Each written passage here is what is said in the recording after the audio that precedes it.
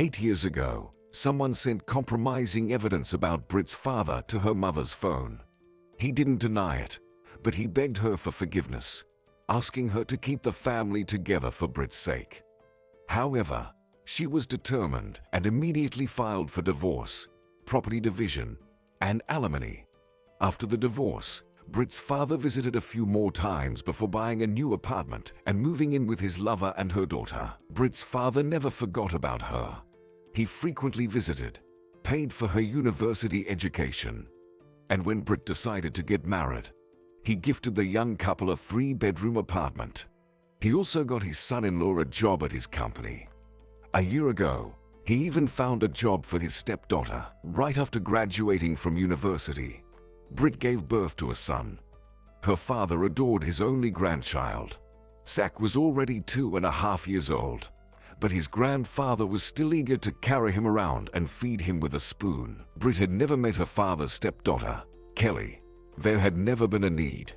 Today, distant relatives invited her and her husband to a Jubilee celebration. Britt didn't want to go since these were her father's relatives, and he had long since started a new family. But at the last moment, she agreed. It was only now that she realized she shouldn't have. Her father's stepdaughter clung to her husband all evening, and Roger, after having a few drinks, forgot about his wife and openly flirted with Kelly. She should have taken her husband home, but she had no desire to. A close friend had called her earlier to share some troubling news. "Britt, it's really none of my business, but I think you should know. If you're interested, I can send you photos of your husband. He booked a hotel room yesterday. It was registered under Kelly Baker, and your husband paid in cash. What they did there for 2.5 hours, I don't know, since we don't have cameras in the rooms." Kelly Baker was her father's stepdaughter. That evening, Roger had indeed been late coming home from work.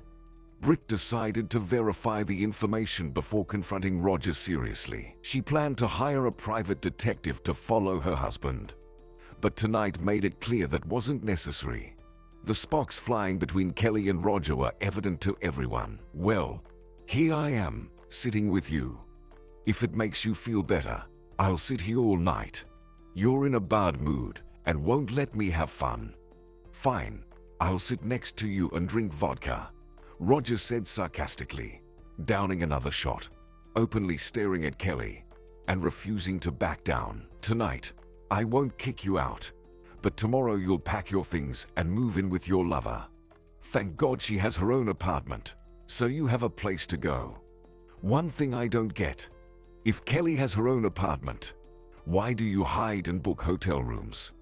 Are you afraid some relatives might suddenly show up and catch you?" Britt retorted. Roger gave a strange smile and snorted irritably. "Don't you have anything better to do? Have you really stooped to spying on me? You're making up all this nonsense.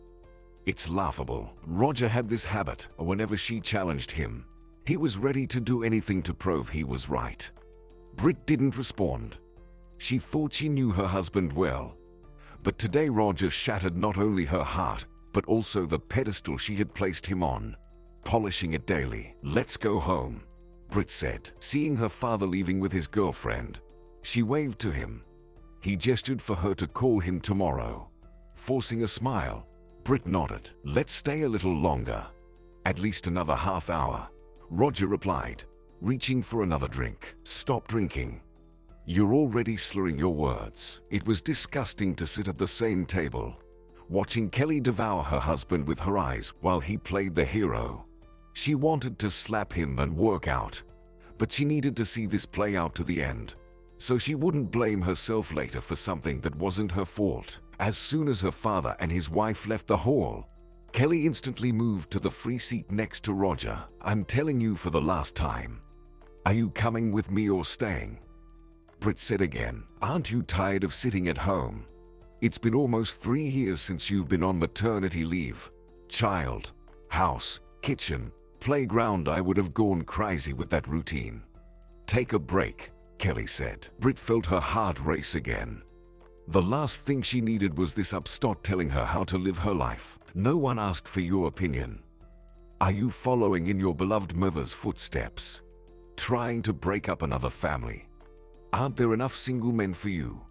Britt couldn't hold back. The music blared in the hall. Guests were starting to leave. There was no one around them, so they could say anything without being overheard. Maybe you made a mistake marrying the wrong man, Kelly said, placing a hand on Roger's shoulder. That's it, Britt said, standing up. Roger, are you coming home? To her surprise, Roger silently nodded, removed Kelly's hand, and began to get up. He reeked of alcohol. Britt used to accept her husband in any state, but tonight she looked at him with a storm of conflicting emotions inside her, a fear for her future that promised nothing good. I think I leave too, Kelly said, getting up. Britt wanted to grab the wretch by the arm and force her back into her seat. She was just like her mother. Her mother had orchestrated it so that Britt's mom found out about her father's affair. Then she sat back and waited for her moment. How disgusting they both were. Seeing a taxi outside the restaurant, Britt opened the door and got into the front seat. Roger was in no hurry to get in, saying goodbye to Kelly. She whispered something in his ear, then turned her head and met Britt's outraged gaze, loudly proclaiming for everyone to hear, "Maybe I want you to work me home. I'm afraid of the dark. Sister, will you let your husband go?" Roger tried to break away, but it was futile. He and Kelly started laughing. Britt could never have imagined finding herself in such a situation. She felt hysteria building inside her and took a deep breath to calm down. "Let's go. Aren't we waiting for the gentleman?" the taxi driver asked in surprise. "No," Britt replied. When she got home, Britt made herself some coffee. Something told her she wouldn't be sleeping tonight. It was 11 o'clock. She needed to talk to someone. After thinking for a moment, she decided to call her mother. "Mom, did I wake you? I wanted to ask about Zach." "No, I'm awake. I just put him to bed. He didn't want to sleep without you." She didn't want to upset her mother, but her voice trembled, and Britt was shaking. It felt like molten lava was running through her veins instead of blood. "Did you come home early?" her mother cautiously asked, sensing her mood. "Is everything okay?" Her head was splitting from the realization that her husband had humiliated her today, showing his complete indifference. "I came home alone. Roger stayed with Kelly. I think they're having an affair. They were exchanging glances all evening. And recently, a friend sent me photos of them checking into a hotel." There was silence on the other end of the line. Her mother had always defended Roger, saying he was the only breadwinner in the family, worked hard, and was often tired. She always told Britt she should surround him with warmth and attention. "How did he stay with Kelly? Did you leave him there alone? Tell me everything that happened." Tears streamed down Britt's cheeks as she recounted their wonderful evening. The worst part was not just that Roger had cheated, but that he had shown affection to a girl Britt considered her enemy. She never wanted to hear anything about Kelly's mother either. "Awful. Your father cheated on me back then, and now he's created the conditions for your husband to follow in his footsteps. He's going to hear from me. I'm not staying silent anymore. I'll call him right now. Honey, I'll call you back." As soon as her mother hung up, the front door opened, and her husband walked in. Britt's heart skipped a beat, and she felt like she couldn't breathe. It would have been better if he hadn't come home at all. His face showed no remorse, only hurt and irritation. "Britt, was it so hard to wait? I work with Kelly. I can't just ignore her." Roger wasn't planning to apologize. He had decided that the best defense was a good offense. "Go to bed. We'll talk tomorrow." Britt opened the closet, took out some bedding, and threw it on the couch. She had no intention of sharing a bed with her husband. Roger didn't argue. He silently undressed. As soon as he went into the bathroom, Britt's mother called again. "Honey, I gave that old scoundrel a piece of my mind.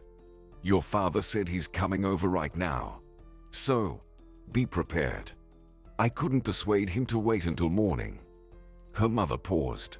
"Has Roger come home?" "Yes. He accused me of abandoning him. Apparently, I should have stayed and waited quietly while he and Kelly had their fun. Her mother sighed with relief. All right, honey, I'll wait for your call. I'm curious why your father is coming over at this hour. If he starts defending his stepdaughter, he can forget about visiting you. I won't forgive him. Make sure he knows that. Hearing the doorbell, Roger came out of the bedroom. Britt, sorry we came so late, but I couldn't wait until morning. Kelly followed her father into the apartment. Her eyes immediately locked onto Britt's displeased face. Britt felt a surge of anger. Her father, seeing Britt's confused expression, explained that they needed Kelly to get to the bottom of things. It was better to resolve everything he and now. Come in. Britt sighed heavily, inviting them all to the kitchen. I want to know what's going on. Her father asked. Here's the proof. Your son-in-law and your stepdaughter booked a hotel room together. If you don't believe me, you can see for yourself. Britt sent her father the photos, clearly showing Roger and Kelly entering and then leaving the room together. And tonight, I saw it with my own eyes. Maybe you didn't notice, but I watched them all evening. Roger snorted, crossing his arms. He clearly didn't like any of this. Is this true? Her father looked at Roger. Getting no answer, he turned to Kelly. Dad, you went through all this mess yourself when you got involved with your lover. You should understand that a man and a woman don't book a hotel room to play chess. Besides, Kelly has a very good example right in front of her. Her mother broke up a family too. Tears threatened to spill, but Britt held them back, determined not to show her weakness. She had purposely reminded her father of his own infidelity 8 years ago. If this is true, they'll both be out of the company by Monday. And as for him, he turned to Roger. He can pack his things and be gone. And you, he looked at Kelly with disdain. You ungrateful brat. Did you really decide to follow in your mother's footsteps? His last words were spoken with such contempt. It was as if he were addressing a stranger, not his stepdaughter. What have you ever done for me? You gave Britt an apartment. You bought Britt a car. You always talk about how smart your grandson is. And Kelly, she doesn't need anything. She has an apartment, sure, but it's the old one her mother got after the divorce, and it's in terrible shape. How many times has Mom asked you to at least renovate it? But Kelly isn't Britt. She can tolerate it. Do you think I don't want to live separately from you all? Kelly narrowed her eyes. That's why I decided to spite your precious daughter. Life is full of surprises. What can we do if we fell in love? I remember how you ran from your wife to my mom. Or is it okay for you but not for others? Her words hit like a punch to the gut. Britt sniffled and glanced at her father's pale face. Lucas, Britt, don't listen to her. Nothing happened between Kelly and me. She's been pursuing me, but I don't want her. I booked the room to talk to her calmly and explain that I love my wife and son. Roger began to defend himself, but Lucas interrupted and turned back to Kelly. What an ungrateful person you are. I paid for your university education. I told your mother that as soon as you were ready to get married, we'd sell that old apartment, buy a new one, and renovate it as our gift to you. Kelly smirked slyly. Very well. Now you can fulfill your promise, Daddy. Kelly sneered. As soon as Roger divorces your precious Britt, we'll get married. Are you out of your mind? I swear she's lying. There's nothing between us, and there never will be. I was just playing along, pretending I liked her, but it never went beyond harmless flirting. Roger shouted. It's too late, Roger. Denying it is useless. I'm pregnant, Kelly announced. Lucas, you can't fire me, but you can start fulfilling your other promises. We need to get everything done before the baby comes.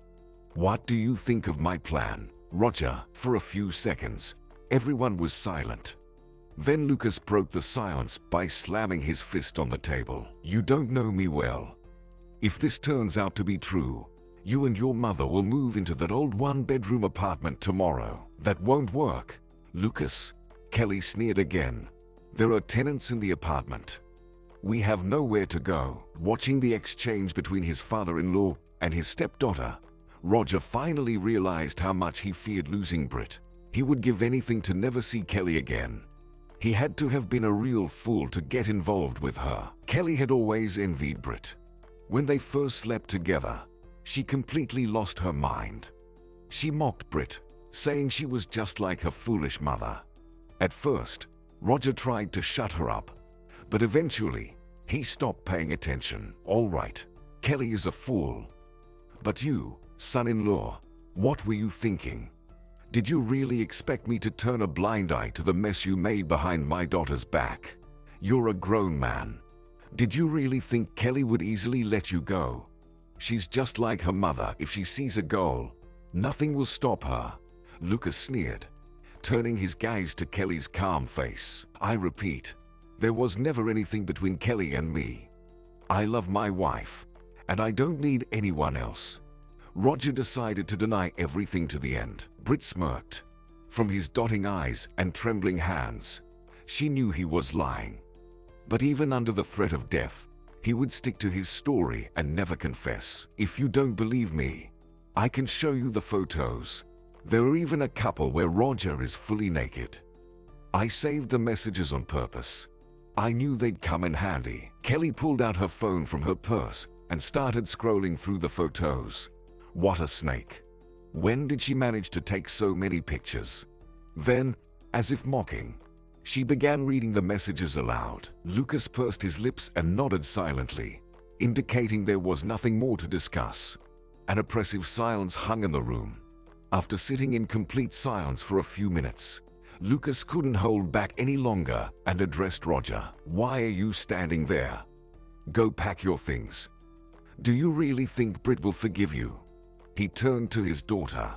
Do you need help kicking him out? Or can you handle it yourself? Britt, please forgive me.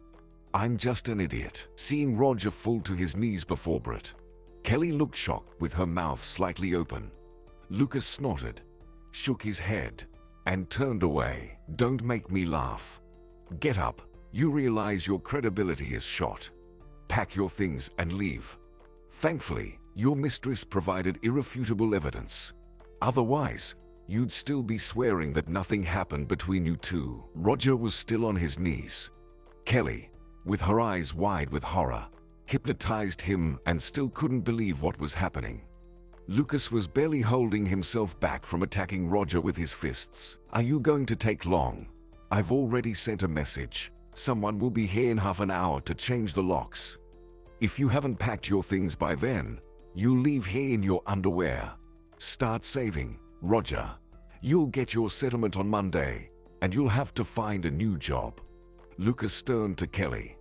This concerns you too. Don't threaten me with your pregnancy. If you don't want to quit, I'll fire you for misconduct. With a heavy sigh, Roger got up and walked into the living room. I'll go help. Let him take everything and leave at once. I don't want him coming back here. Britt glanced at Kelly and followed Roger out. As promised, exactly half an hour later, the doorbell rang. A man came and changed the lock. Lucas thanked him for his work. As soon as the man left, Lucas turned to Roger again. Are you ready? Roger rolled a suitcase out into the corridor, followed by a large bag. He mechanically reached for the car keys. I'll need the car. If you can prove during the divorce that it's marital property, I'll pay you half its value, Britt said, silently shaking his head. Roger left the apartment. Kelly ran after him. Britt barely audibly groaned, clutching her head and turning away, avoiding her father's gaze. Well, daughter, time for bed. Lucas patted her shoulder. I guess I won't be sleeping tonight. We've sorted things out with your husband, and now I'm off to sort things out with Tara. Let her take her daughter and both leave with their things. Let them not think they can get away with it. Are you happy? Dragging the bags into the elevator, Roger snorted. It was disgusting to look at Kelly's pleased face. After the unpleasant conversation with his wife and Lucas, he felt like nothing. Why wouldn't I be? Kelly replied. What are you so happy about? I don't see any reason for joy. If you think I'll stay with you, you're greatly mistaken. Don't get mad. It's not becoming of you. I acted that way because resisting was pointless. If you hadn't opened your mouth, the situation wouldn't have spiraled out of control. Roger shook his head. Let me tell you a very scary secret. I never wanted to leave my wife. Any time I spent with you was merely out of boredom. I'll say it again. Don't be angry. It's over. Britt will never forgive you. And we'll have a baby soon. Before you get rough with me, think about it. We have a place to live. We'll renovate my apartment. And don't worry about Lucas. He's fiery, but he's reasonable. My mom has long adapted to his character. Don't worry, he'll calm down. Even if he fires us on Monday, he'll hire us back in a week. My mom will sort it out for us. Kelly tried to reassure him. Go to hell, along with your mommy. Roger said, here, take these. Kelly handed him the keys. I was kidding about the tenants. They moved out recently. No one's living in the apartment right now. You can stay there temporarily. I'd rather go to a hotel than stay in your apartment. Roger replied, can't sleep. Lucas sneered as Tara emerged from the bedroom in a robe. I was worried. How did the talk go? Did you sort everything out? She asked, studying his discontented expression. A ringing silence filled the apartment. Lucas silently walked into the living room and slumped wearily into a chair. Come in, girls. Don't be shy. Our conversation will be tough, but not long, he said. Tara instantly blushed, glancing at her daughter. Kelly casually waved her hand and walked into the living room, sitting across from Lucas. Leaning against the door frame, Tara tried to catch her breath and calm down. Strange feelings swept over them, one after the other: worry, fear, the inability to understand each other, and perhaps the heaviest of all, betrayal. Lucas had always been sure that Tara truly loved him and would never betray him. Tara, did you know your daughter was sleeping with my daughter's husband? What are you talking about? She asked uncertainly. I'm talking about your daughter getting into bed with my son-in-law. Is that clear enough? And I wouldn't advise lying. I can see from your eyes that you knew, Lucas said. So what if I knew? Kelly is a grown woman. She hasn't asked for my permission to sleep with anyone since she was a teenager. Why are you making such a fuss? Remember yourself. You divorced your wife, and no one died. Why turn this into a tragedy? They're young. They'll figure it out themselves. Tara yelled, pointing a finger at Kelly, gesturing for her to sit quietly and not interrupt. So you think nothing serious happened? Lucas smirked. I should have left you back then, but you begged for pity. And how did you repay me? By spitting in my face. Don't blame me. I spent 8 years on you. His back hurts. His head hurts. Have you ever asked about my health? I cook, clean, and do laundry all day long. All my friends have a housekeeper, but you spend all your money on your Brit. Forgetting that besides Brit, we also have Kelly. Tara tried to defend herself. Shut your mouth. Pack your things and get out of here. I don't want you or your daughter here in an hour. I don't care where you go. The main thing is not to see you again. Tara fell silent. She had never seen Lucas like this before. Lips tight, hatred in his eyes, his face flushed with anger. Lucas glanced at the clock. Time's ticking. In an hour, the guys will come and take you wherever you tell them. Tara, be smart. You know me. Hurry up. I wouldn't want to resort to extreme measures and have someone easily identify you in a psych ward. Lucas, let's talk calmly. I'm sorry. I don't know what came over me. I understand Kelly's wrong, but she's my daughter. Tears streamed down Tara's cheeks. I said get out. He slammed his fist on the table. Fine, Lucas. We'll leave now, but we'll definitely meet and talk tomorrow, Tara said, wiping her nose. She opened the closet doors, rolled out a suitcase, and began throwing in anything she could grab. It's nothing. You're not too old to find another sucker.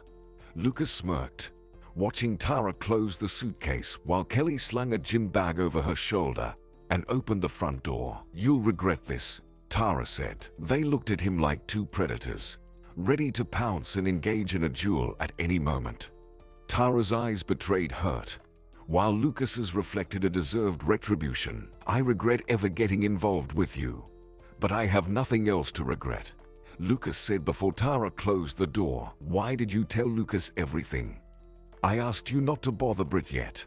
Couldn't you restrain yourself and not hang on her husband at the restaurant?" Tara said as soon as they stepped outside. As promised by Lucas, a car arrived exactly an hour later with 2 movers. Lucas apparently hoped they would pack all their belongings, but Tara was absolutely sure they would return soon and only gathered the essentials. "What else could I do? Wait until my belly starts growing. What's the difference? Besides, Brit had dirt on us with Roger. Someone sent her photos from the hotel. There was no point in resisting. It was hopeless." Kelly sighed heavily. She didn't expect such a reaction from Lucas. Of course, she anticipated he'd be displeased, but to kick them out of the house, neither she nor her mother were prepared for such a turn of events. Now they would have to squeeze into a 1-bedroom apartment for some time, sleep together with her mother on the old couch. Kelly took out the keys from her pocket and unlocked the apartment. Immediately, a stale mustard smell hit her nose. After the tenants moved out, no one had cleaned the apartment. In the hallway, there were worn-out slippers and someone's dirty socks strewn around. Empty beer cans sat on the kitchen table. "Is this what you wanted?" Tara asked, almost in tears. She pushed back a chair, sat down at the kitchen table. "Pray to God that Lucas forgives us and allows us to come back. I don't want to stay in this mess." "Mom, calm down. Don't forget, I can't afford to get nervous. We'll have to live here for a while. Bide our time. You know Lucas well. In 3 days, he'll calm down, and you'll be able to talk to him calmly. You'll shed a tear. Blame it all on me." Kelly reassured her. "Oh, dear, I don't know. Why did you have to get involved with Roger of all people? It's terrifying to think what will happen to us if Lucas doesn't forgive us." Tara said, "All our hope lies with you, Mom. You'll have to try very hard and once again find your way into Lucas's heart with your keys. The situation is complicated, but I think it's fixable," Kelly said. Tara sighed heavily. There was no point in approaching Lucas today. Of course, she really wanted to talk to him or at least send a voice message. But Lucas had blocked her phone number and then invited a locksmith to change the locks on the front door. It was hard to accept how easily Lucas had kicked them out of the house. If they had been legally married, Lucas wouldn't have dared to treat them like this. How many times had she asked him to legalize their relationship? But he always had some excuse. Only towards morning did Brit manage to fall asleep. She called her mom and talked to her for a long time. At first, her mom was very upset, blaming her father. But then she calmed down a bit and even praised him for helping to kick out the shameless son-in-law and not defending Kelly. The apartment was filled with a ringing silence. As soon as Brit opened her eyes, her husband's face immediately came to mind. Her heart sank at the thought of having a serious conversation with her son today. Zach was still young, but he understood everything. It would be very difficult to explain to him that Dad would now live separately. Brit got up and walked around the apartment, seeing Roger's things in the closet that he hadn't managed to take. She grabbed a bag and started throwing everything she saw into it. She felt like throwing all his things out the door. When she heard the doorbell, Brit tiptoed to the door and cautiously looked through the peephole. Roger was standing outside. She didn't open the door, but he took out his phone from his pocket and called her. "What do you want?" Brit answered the call. "I came to talk," Roger said. "About what?" "Yesterday, you were silent in front of my dad, and today you've come up with another batch of lies. Go to your Kelly. By the way, I've gathered all your remaining things. Please, send me her address, and I'll send them there." "Brit, open up. I'll take my things myself." "There's no need to send them anywhere," Roger insisted. "You have no business here. Go to your mistress. Let her open her doors to you." You can also stop by the store and buy vitamins on the way. Pregnant women need calcium for normal fetal development. Britt retorted. Roger fell silent. Britt was about to hang up. She had no intention of opening the door. Are you afraid of me? Roger chuckled. Britt didn't respond. Britt, come on. You're acting like a child. Yesterday, I was a little foolish. I went to a hotel, and this morning I woke up and thought that we still have a chance. If you insist on divorce, I'll have to resort to extreme measures. Your dad's company will be plagued with inspections, and I'll tell them where to find violations. What do you think of my plan to save the family? There was silence on the line. The click of the lock made Roger smile. And finally, he entered the apartment. See, and you didn't want to let me in. But I know we can always come to an agreement, Roger said. How are you feeling? Roger approached so close that Britt almost felt nauseous. She recoiled, pushing him away with force. It was normal before you showed up, but as soon as I saw you, everything went sour. Why did you come? Britt asked. Can I come in? Not hearing an answer, he walked into the kitchen. Don't you want to feed your husband breakfast? He asked, acting as if nothing had happened. Britt held back, choosing not to respond. She sat down on a chair, arms folded across her chest. Britt, I'm sorry. He lowered his head. I love you. I made a mistake. What are you saying? Should I pity you? Britt smirked. Roger's brazen eyes darted again, but he wasn't going to retreat. Britt, I understand it's only been a short time, but believe me, time heals. We're still young. We can fix everything. Right now, you're taking everything I say hastily, but I'm not your enemy. I deeply regret getting involved with Kelly. Honestly, I didn't know she was Lucas's adopted daughter. He never told me that. He treated her like any other employee. I found out much later. Britt felt the urge to kick him or scratch his face. It was disgusting to sit with him at the same table and listen to his ridiculous excuses. Now let's get to the point, Britt said. I don't want a divorce. I don't want to put your father in a difficult position. But you leave me no choice, he replied. Jumping up from his chair, he tried to grab Britt's hand, but she pulled away. You're bluffing. Don't even try. My father will destroy you. No reputable company will hire you after this. Before you unleash your filthy tomb, think about that, Britt warned. Roger fell to his knees, embracing her legs and burying his face in her knees. Forgive me, Britt.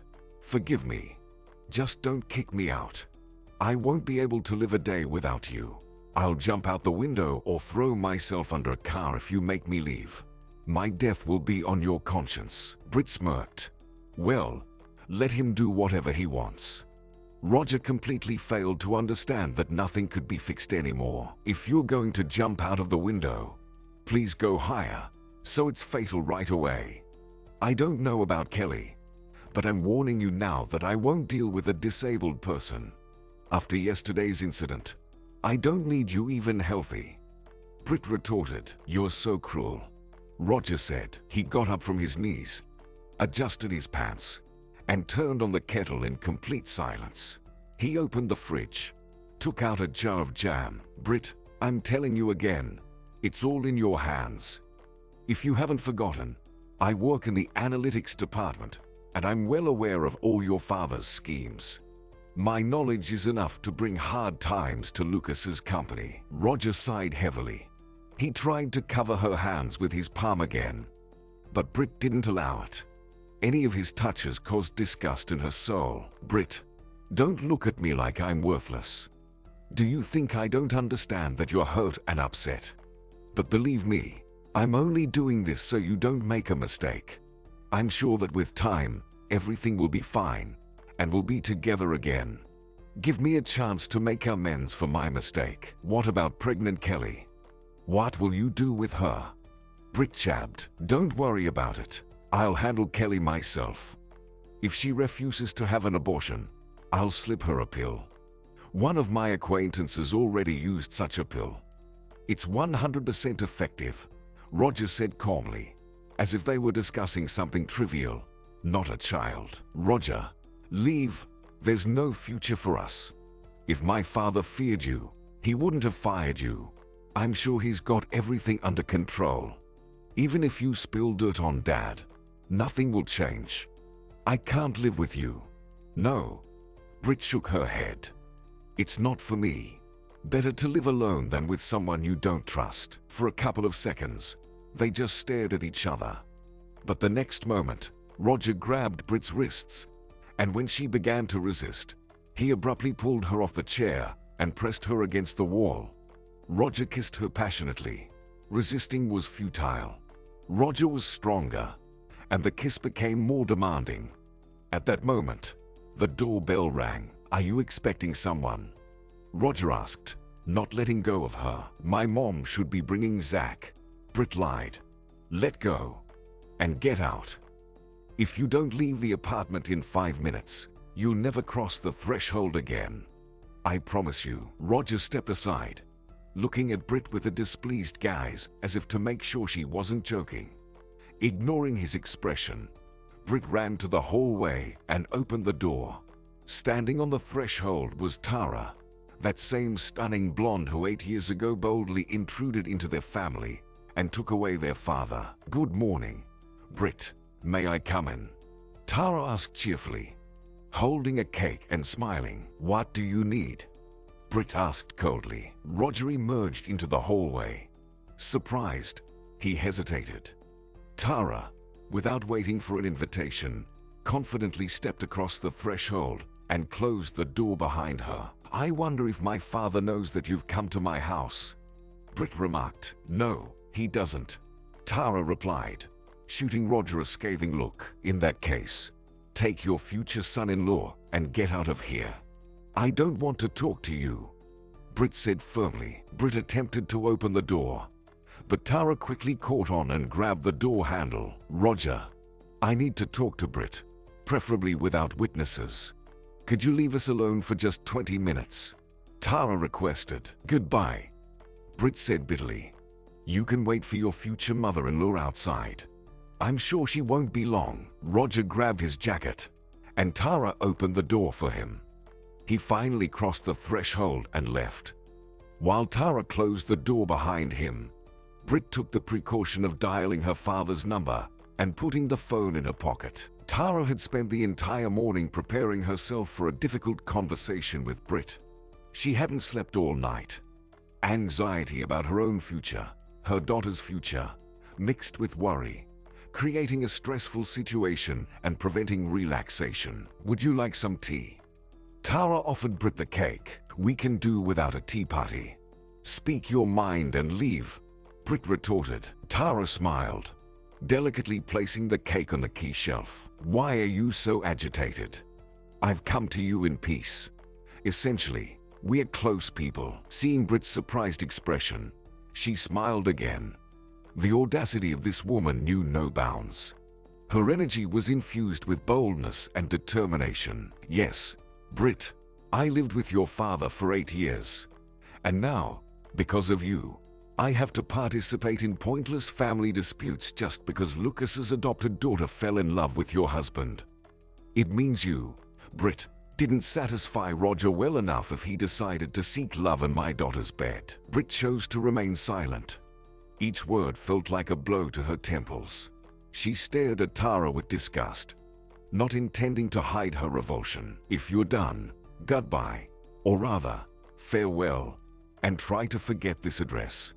You're not welcome here, Brit said. Brit, you need to be wiser. Don't be angry with Roger, let alone Kelly. This is life. Let him go. They'll have a baby soon, Tara urged nervously. I'm not holding on to him. Take him. By the way, I forgot to give him his things.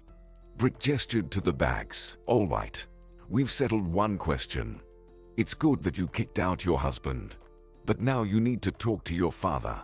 Lucas kicked us out of the house, Tara sighed. And how is that my problem?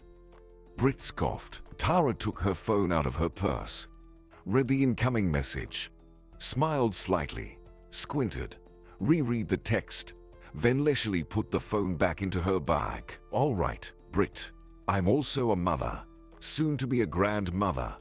So I suggest you convince Lucas to marry me, and as a wedding gift, transfer the business to me. Just in case something happens to Lucas. I want to sleep peacefully in our apartment and not worry about my happy future." Tara continued. Seeing Brit's stunned face, she chuckled and went on.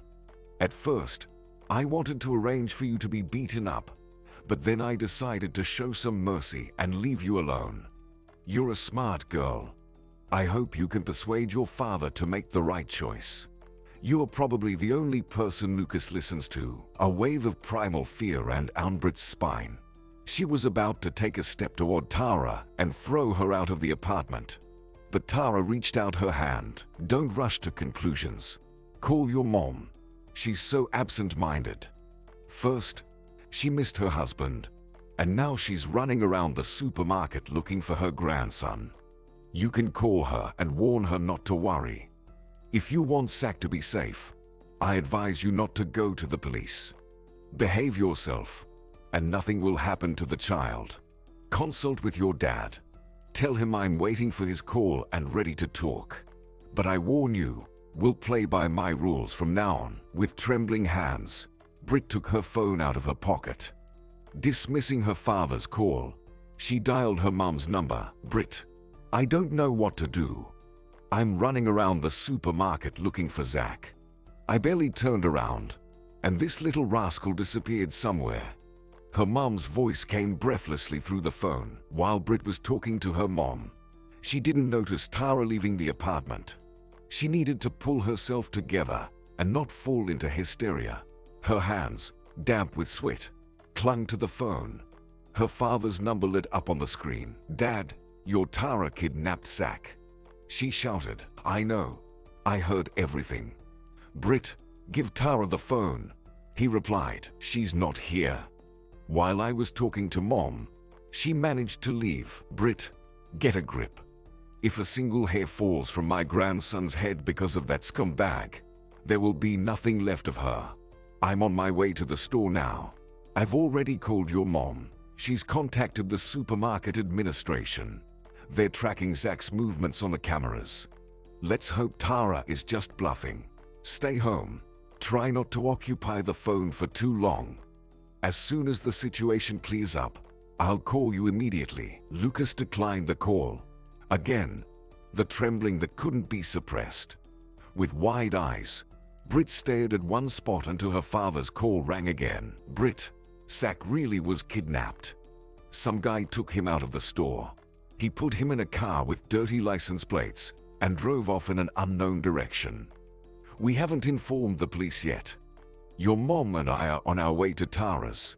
There's a neighbor on duty in Mom's apartment. Please stay home. Who knows what the kidnappers have in mind? Maybe they just want to scare us and will bring the child home. We can't rule out that possibility either." Wide-eyed, Brit pressed her palm to her lips. Her gaze locked on the framed photo of her son.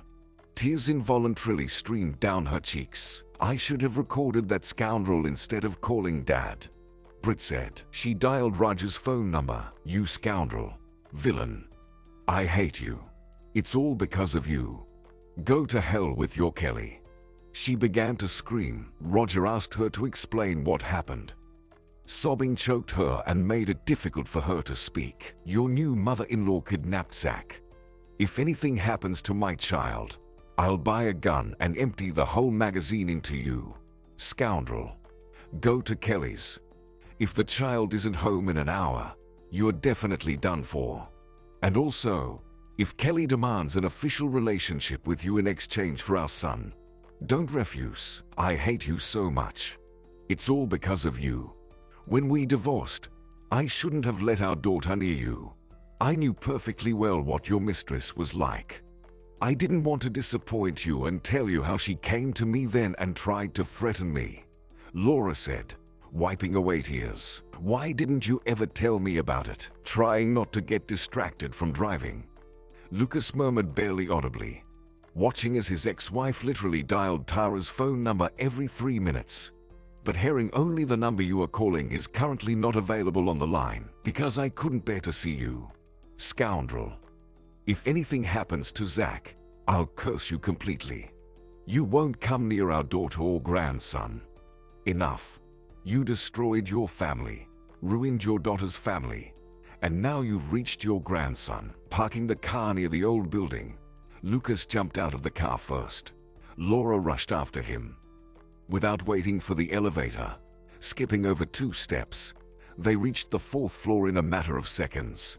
Nobody opened the doors for a long time. Lucas started knocking, shouting loudly for Tara to let them into the apartment. Then he started cursing, threatening to break down the door. Neighbors came out of their apartments onto the landing. What's all the yelling about? Tara asked irritably, swinging the door open, giving Laura a disdainful glance. Where's Zach? Lucas stormed into the apartment, grabbing Tara by the throat. Lucas, let her go. Let her tell us where our grandson is first. Then do whatever you want with her. Lucas released his grip. Tara began to cough. Lucas grabbed her by the collar, dragged her into the room, and threw her onto the couch. If you don't answer my question right now, I'll break your arm first, and then chop it off. Laura, go to the kitchen. There should be a small axe in the bottom right drawer. Laura rushed to the kitchen, pulled out the first drawer she saw, grabbed the axe, and brought it to the room. Lucas seized the axe, swung it with all his might. Tara tried to wrench her arm out of his strong grip, but Lucas pressed her down. I'm asking for the last time. I have nothing to lose. His ferocious face boded ill. If you lay a finger on me, you'll never see your grandson again. Tara screamed. You'll bleed until you tell me where my grandson is. Another swing of the axe. Laura closed her eyes.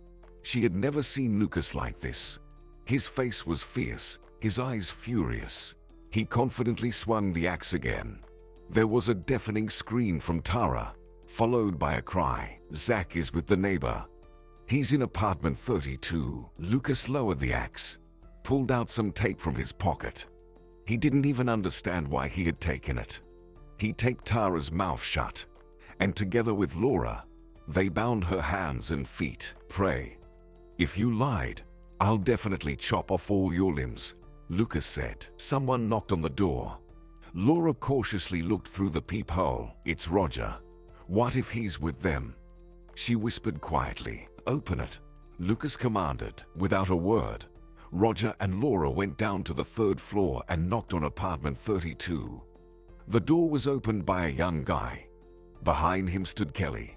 Lucas pushed the young man aside and entered the apartment. Zach ran out to meet him. Grandpa, Grandma, where have you been? Kelly bought me a big toy car. Let's go. I'll show you. Zach grabbed his grandmother's hand and dragged her into the room. Laura picked him up and kissed her grandson. Zach, ignoring his grandmother's tears, enthusiastically talked about his new friend. Lucas grabbed Kelly by the collar and dragged her into her apartment. The young man tried to defend her, but Laura stood in his way and explained what awaited them for kidnapping a child. You'll answer for everything. You wanted to take over the company. Laura, call the police. Let them sort it out. This trio will spend about 15 years behind bars for kidnapping a child. I won't rest until I put them there, Lucas shouted, dragging Kelly into the apartment. He threw her on the floor. You were lucky the child wasn't harmed, Lucas sneered contemptuously. Squatting down, grabbing Kelly by the chin, Laura took her grandson into the kitchen and left with him. Zach told his story about playing hide and seek, how he hid behind the chair, and they couldn't find him. Laura recorded a video of her grandson and sent it to Britt. Britt immediately called back. While they were talking, Roger, with Lucas' permission, released Tara. As soon as her mouth was untaped, Tara struggled to suppress the lump in her throat. For the first time, Lucas struck her. Hatred gleamed in his eyes, urging her to flee. We didn't do anything to the child. We just wanted to scare you a little. We could have reached an agreement peacefully. Why did you have to make this circus? Tara sighed heavily. "Shut your mouth." Lucas still couldn't shake off the shock. He grabbed her by the throat again. Kelly got scared and rushed to defend her mother. Without releasing Tara, Lucas pushed Kelly away. She lost her balance, but Roger caught her in time and casually threw her onto the couch. "Roger, why are you standing there? Stand up for Mom. Can't you see he's going to strangle her?" Kelly screamed. "He'll do the right thing," Roger said. "If you interfere with my son again, I'll strangle you myself." He slapped Kelly. She froze for a moment in surprise, then spat in his face. Roger wanted to slap her again, but Zach ran into the room, followed by Laura. "I called the police. They said they'll be here within an hour. Let them calm down a bit before the police arrive." Britt arrived at Kelly's house 40 minutes later. She looked around, but there was no police car in sight. Laura opened the door, and Zach darted out into the hallway. It was still hard to believe that her son was alive, well, and happily running around the apartment. Holding back tears, she scooped Zach up into her arms. "Oh, we have visitors." And here I thought the police had arrived. I was ready to give a detailed account of how two healthy men were beating up two fragile women, Kelly said, her voice dripping with sarcasm, and Britt grimaced slightly and hugged Zach closer to her chest. "Shut up," Lucas snapped, raising a hand towards Kelly. "Let's see how chatty you'll be when the police arrive," Kelly whispered. "Britt, let's not fight. Why did you call the police?" "I just wanted to get to know your son better. I was about to tell him that he'll soon have a little brother or sister, but I didn't get the chance. Your mother barged into my classmate's apartment like a fury, and what your dad did is simply shameful. Lucas urgently needs to see a psychologist and get his nerves sorted out. He has no control over himself whatsoever." Britt looked at Roger with a barely concealed smirk. He sat there, red-faced, barely able to contain himself. "What are you trying to achieve? I'm telling you straight away, I don't need your child. I have no intention of tying my life to yours. Look at yourself. Who needs you?" Roger retorted as Kelly attempted to approach him. But Roger casually pushed her away. The conversation was interrupted by a knock at the front door. Laura opened it, with Zach by her side. Police officers entered the apartment. Laura began recounting how she had lost her grandson at the supermarket. Kelly chimed in, wearing a smile as she explained that she wanted to teach the grandmother a lesson for neglecting her grandson while she was busy looking at bacon. After listening to everyone present, the police invited Gary, the neighbor, to speak. As soon as Zach saw him, he climbed onto Gary's lap. Gary began telling how he and Kelly had entered the store, saw Zach, and Kelly went to look for the grandmother while asking him to wait with the child. They couldn't find the grandmother, so they decided to take Zach home. "I can't listen to this nonsense anymore." Lucas couldn't contain himself. This was a genuine abduction. "I demand these three be detained pending further investigation. Can't you see their story is fake? A normal, sane person would have gone to the store's management, not taken the child." "Lucas, stop making things up. Nobody was planning to steal your grandson. You're just retaliating against my daughter because she got pregnant by your son-in-law." Tara frowned. The police officers were shocked by what was happening. They shook their heads, asking for silence. Laura, clutching her heart, begged for the most severe punishment for the dangerous criminals. Tara shouted that she had spent 8 years with Lucas and had the right to take her grandson for the weekend. Lucas barely restrained himself from attacking Tara again. Roger hurled insults at Kelly. Kelly and Tara tried to flirt with the police officers. Based on the statement, they, along with Gary, were detained and taken to the station for further investigation. After the police took Tara and her accomplices away, the mood immediately lifted. Now, they just needed to prove that Kelly and Tara had indeed intended to abduct Zach. Britt regretted not recording her conversation with Tara on her phone, but she found solace in the fact that there were security cameras in the building, and the store management would confirm that they had been searching for the child and broadcasting announcements. Roger's Monday morning began with a headache. He didn't want to think about how he spent the weekend. To fall asleep, he had to take tranquilizer pills. He couldn't wrap his head around how he would continue living. Roger didn't feel like going to work. His gut feeling told him there was nothing good waiting for him. However, a small hope lingered in his heart that Lucas would take pity on him and let him work at least for another 2 weeks. A lot could happen in 2 weeks. As soon as he entered his office, his secretary invited him to see Lucas. "You are still here. I thought you'd have the sense to go straight to HR and submit your resignation." Lucas jabbed. "Lucas, don't forget, I'm the sole breadwinner in the family," Roger replied. For some reason, he felt that Britt would reconsider and realize it wasn't worth ruining their family over Kelly. Besides, he had made it clear to everyone that Kelly meant nothing to him. But Zach needed a father. "You're not planning to be a bum, are you? Get a job at another company. You can go collect your things right now. I'm firing you without any notice." Lucas responded. "Wait, Lucas. Maybe Britt and I can reconcile. I'm not like you. I'm not backing down. You're the one who traded your wife for a mistress. But I'm not that stupid. I won't trade my Britt for anyone," Roger retorted, smirking. Lucas handed him a blank piece of paper. "Write your resignation letter. To save your precious time, I'll sign it right away. I'll make sure your settlement is transferred to you after lunch." After writing his resignation letter, Roger left the office. He received a message from Britt on his phone. He opened it with a pounding heart. "Soon you'll be free. I've filed for divorce. Let me know where I can send your things. They annoy me. Just don't come yourself. I don't want to see you." A week passed. Tonight, Britt allowed Roger to come over. He had been calling and sending tearful messages all week, begging to see his son. Britt understood that despite her husband's lack of love for her, he wasn't the worst father, and she had no right to deny Zach the chance to see his dad. On Tuesday, Britt was summoned to the investigator. After telling the investigator about her conversation with Tara, Britt inquired about the progress of the investigation. It turned out that Tara had changed her testimony and taken all the blame upon herself. She claimed she had come to talk to her boyfriend's daughter, asking Britt to put in a good word for her.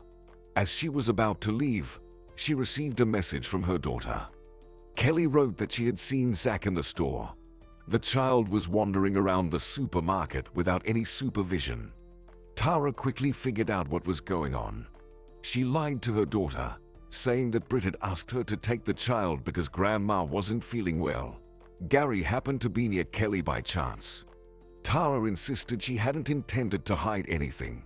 She immediately told Britt where to find Zach. She couldn't believe Lucas would blow the situation out of proportion like that. If they had really wanted to kidnap the child, they wouldn't have told anyone about it. Roger didn't mention Kelly in his messages, but the investigator warned Britt that Kelly and Gary might be released soon. Tara kept insisting her daughter was pregnant and innocent. At the appointed time, the doorbell rang. Opening the door, Britt saw Roger. Her gaze immediately fell on his unshaven face and guilty eyes, which he didn't know where to hide. He had changed a lot during this time. He used to be so confident, unafraid, even flirtatious in front of his wife. But now he stood before Britt as a completely different person. She felt the urge to lash out at him, but Zach saved the situation. The child was overjoyed to see his father. "Hi, Buddy." Roger hugged his son tightly to his chest. Seeing his son embrace his father and kiss his cheek, Britt almost teared up. Just recently, they had been a close-knit and happy family. Today, all that remained were memories to cherish. "Come on. Why are you standing at the doorstep? Since when did you become so shy?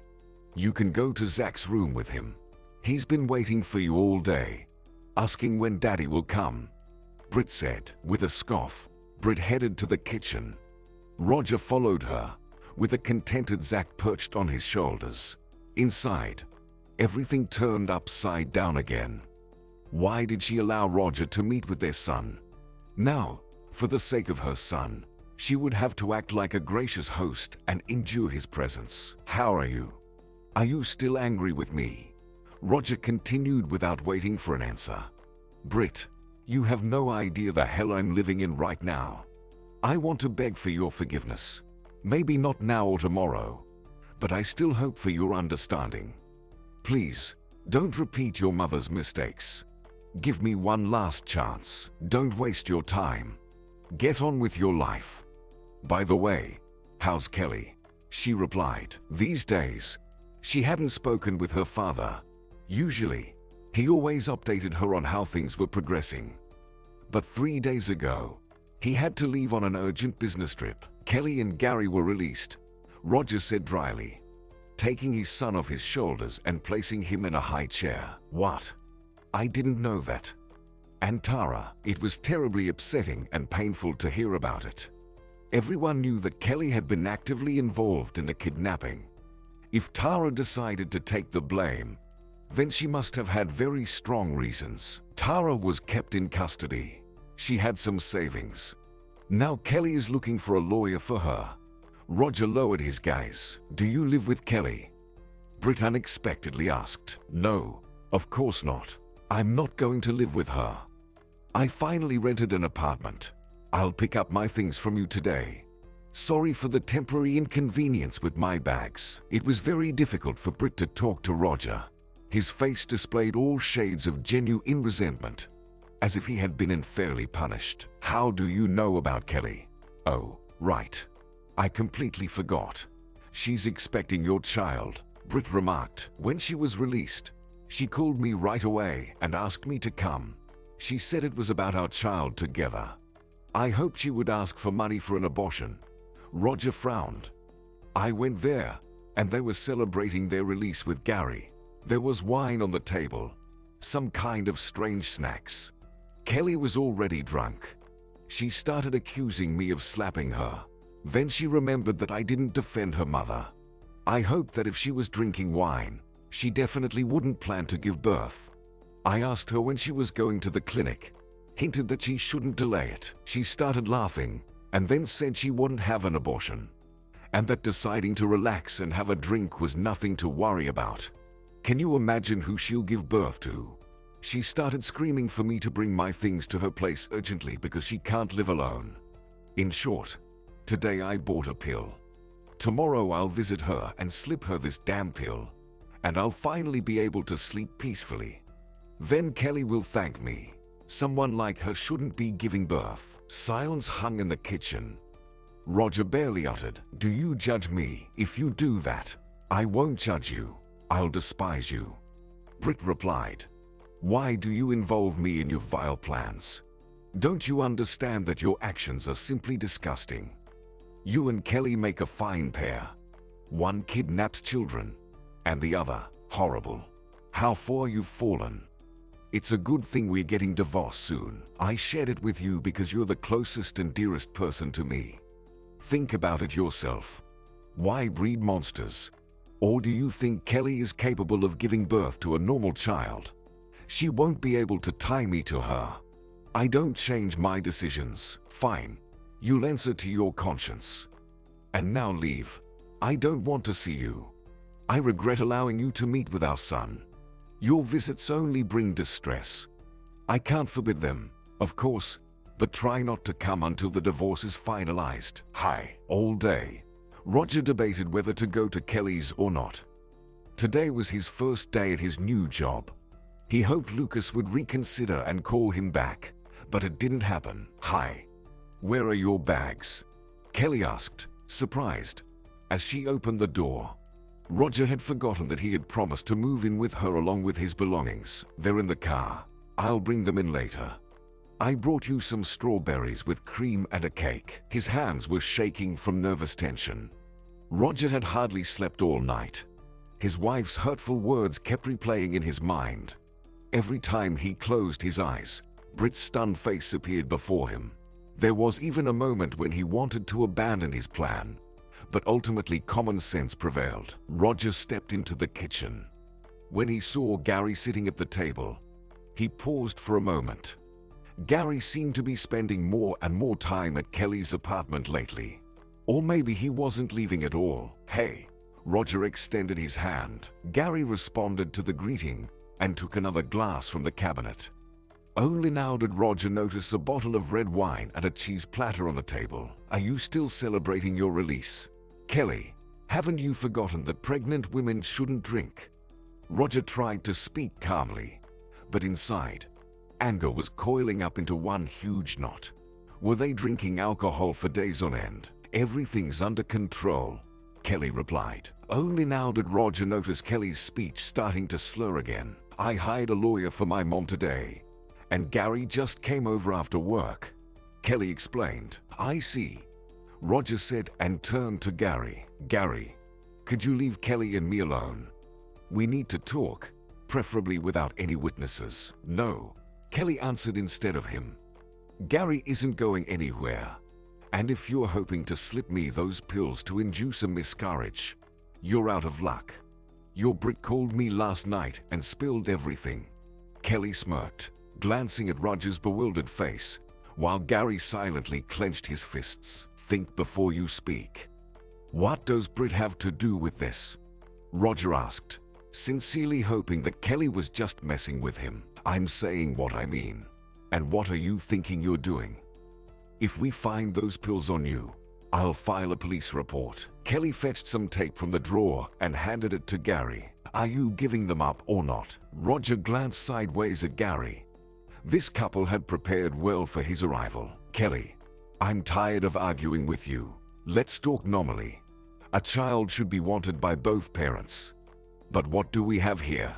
I've told you many times that I don't want this child. Look at yourself. Instead of cleaning up the apartment, you're sitting at the table drinking wine. What children are we talking about? If you don't want to take the pill, it's not too late to have an abortion. I'll cover all the expenses." Kelly reached out her hand. "Give me the pill.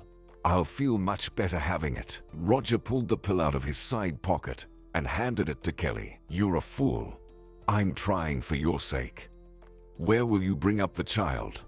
"Here, in this apartment, so the baby can suffocate from the stench and dirt." Roger glanced around the kitchen. "Gary, did you record his monologue?" Gary turned off his phone and shook his head. "Well done. I always knew I could rely on you." Roger shook his head with a wry smile and closed his eyes. "Roger, you've said enough here," Kelly said, taking Gary's phone and playing back the video. Roger couldn't tear his eyes away from the screen, watching himself from the outside. "If you don't want me to file a police report, you only have one way out. Let's get back at Lucas. You bragged to me before that you had dirt on him. I won't rest until I get back at him. He has to pay for everything." Roger's eyes widened. He looked at Kelly, confused, not fully understanding what she wanted from him. "I won't do that. Think about it. Where's Lucas? And where are we? If you want trouble again, you can go ahead. But I'm not going to get involved with Lucas, especially since he's my wife's father. And I'm not divorcing Brit." "What if I make you an offer you can't refuse?" Kelly said, smirking. "Stop speaking in riddles. Just tell me what you've come up with this time," Roger said. He smirked again, marveling at the audacity of the woman he had recently considered intelligent and beautiful. And today, looking at Kelly's drunken face, he couldn't understand what had once attracted him to her. "I'll only have an abortion if you help me get back at Lucas. But if you refuse, I'll give birth and give the child to you.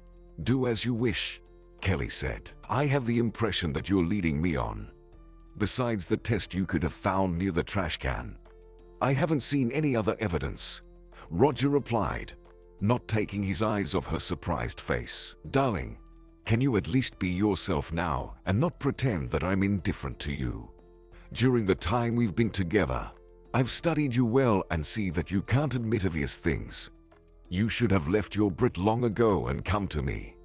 While your wife knew nothing, you were texting, arranging meetings. And now, what's changed? I'll never believe that love can fade so quickly," Kelly said. "Who asked you to spill everything?" You've only made things worse for everyone." Roger grumbled discontentedly. Suddenly, Kelly's phone rang. "Hello." Kelly answered without even looking at the screen. "Oh, really? Thanks for the good news. We should meet, have a drink together sometime." "Thanks again." Ending the call, Kelly smiled. "Monica just called me. She said Lucas returned from his business trip today. He came to work after lunch, but by evening, he felt unwell, and they took him to the hospital. She was talking to his secretary, who said the boss is currently in intensive care.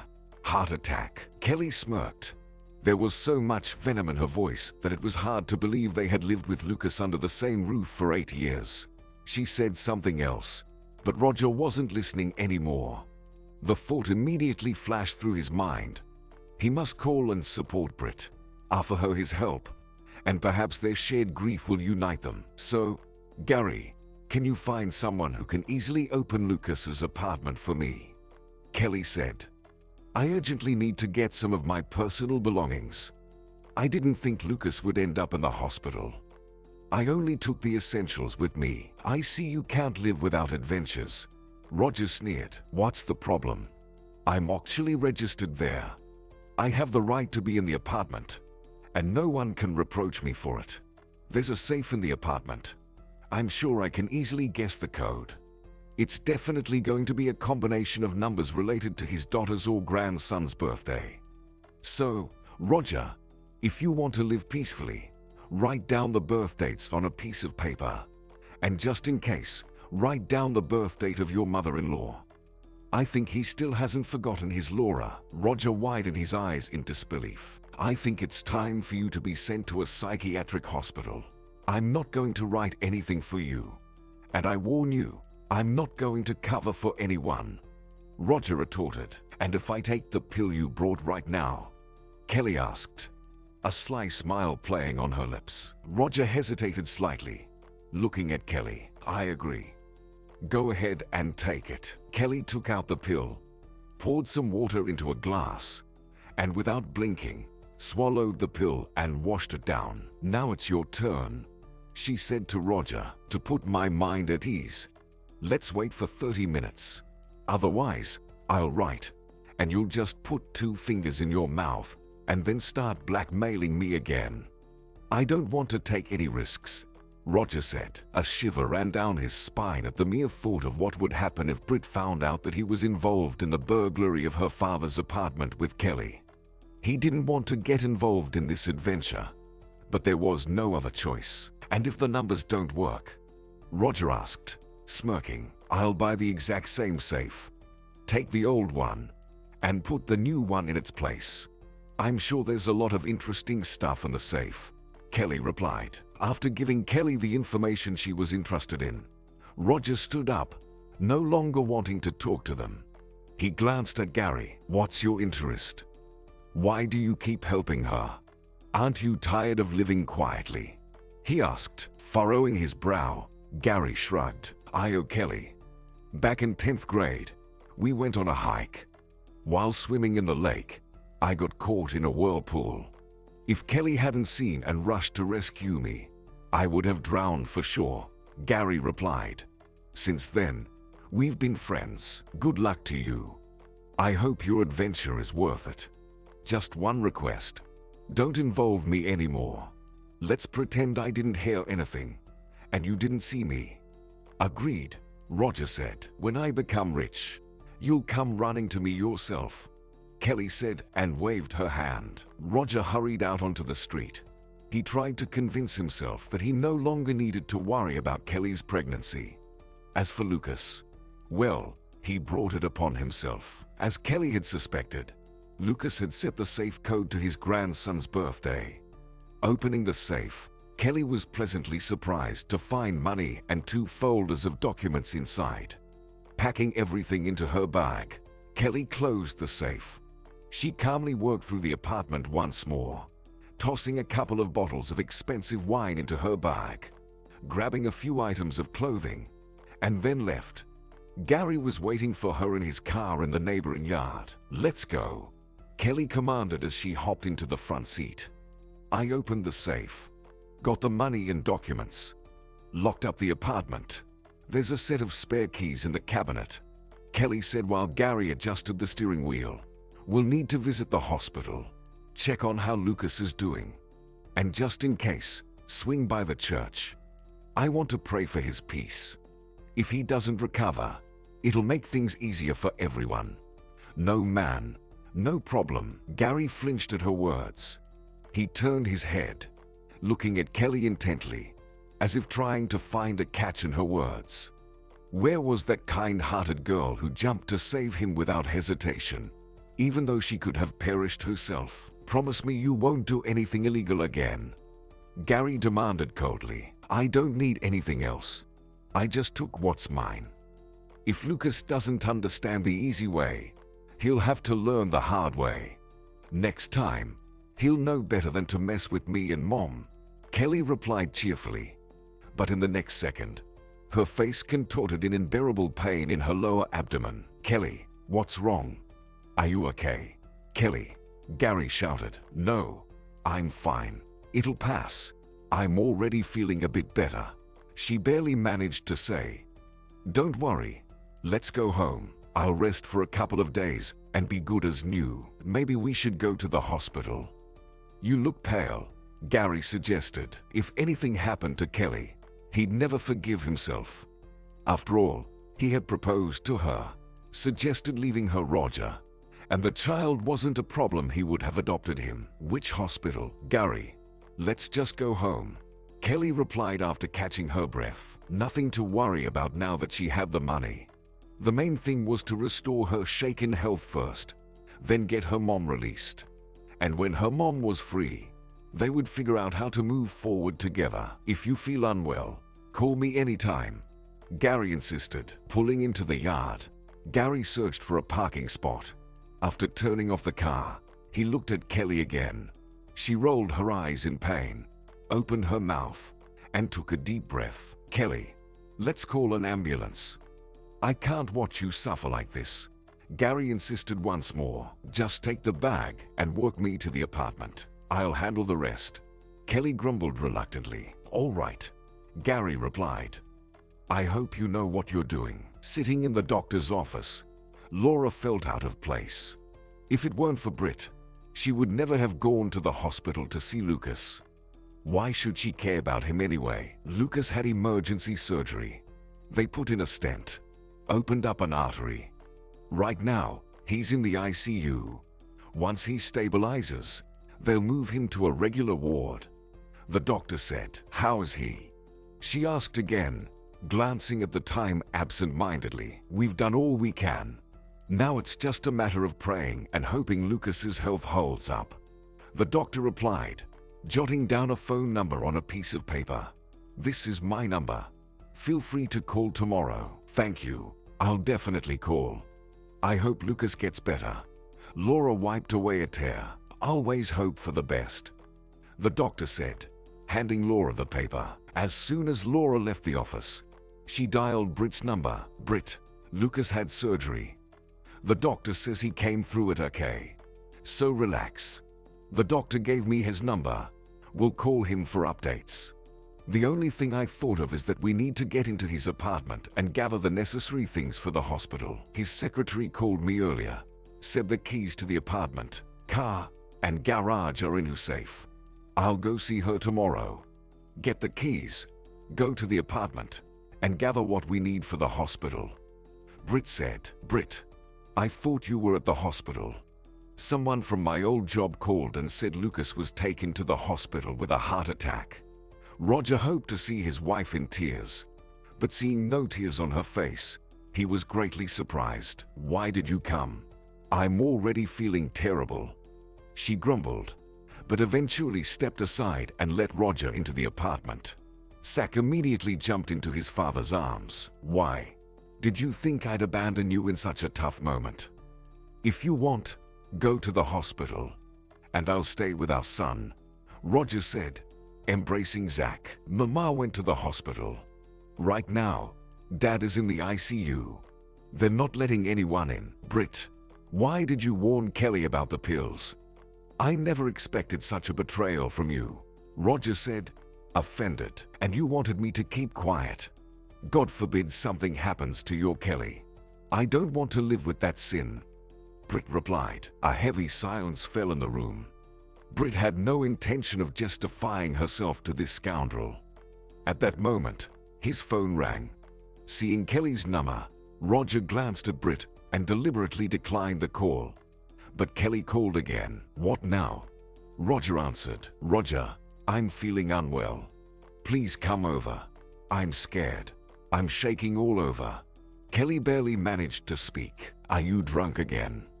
If you're feeling unwell, call an ambulance." "What do I have to do with this?"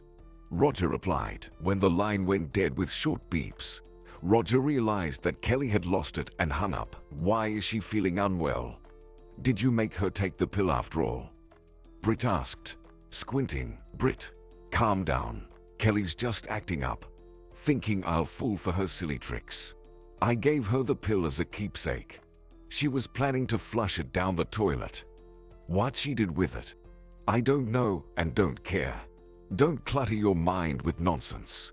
Right now, we need to pray for your father's health, not worry about people who drove Lucas to a heart attack." Roger calmly replied. 3 days passed. By 10 in the morning, Britt arrived at the hospital and went straight to her father's attending physician.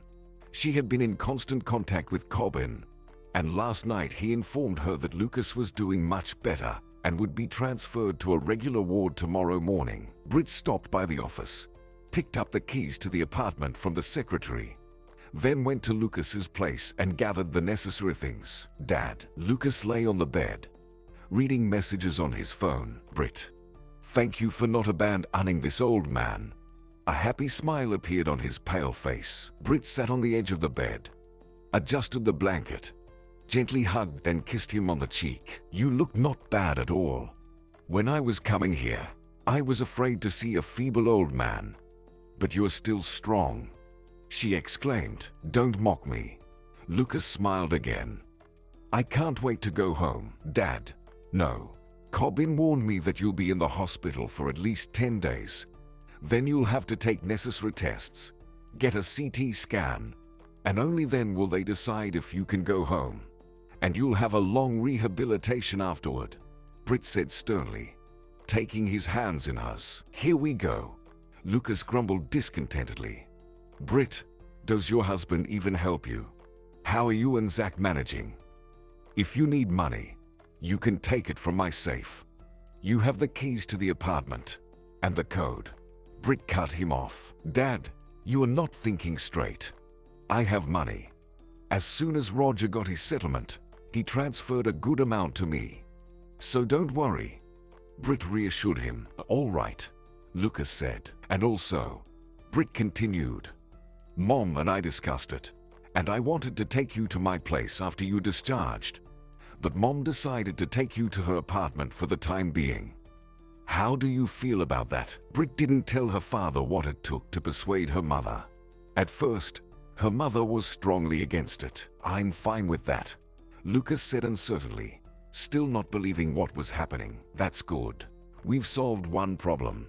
I'll stay with you until noon today, and then Mom will come to you after lunch and bring your grandson," Britt said. "Thanks, Britt.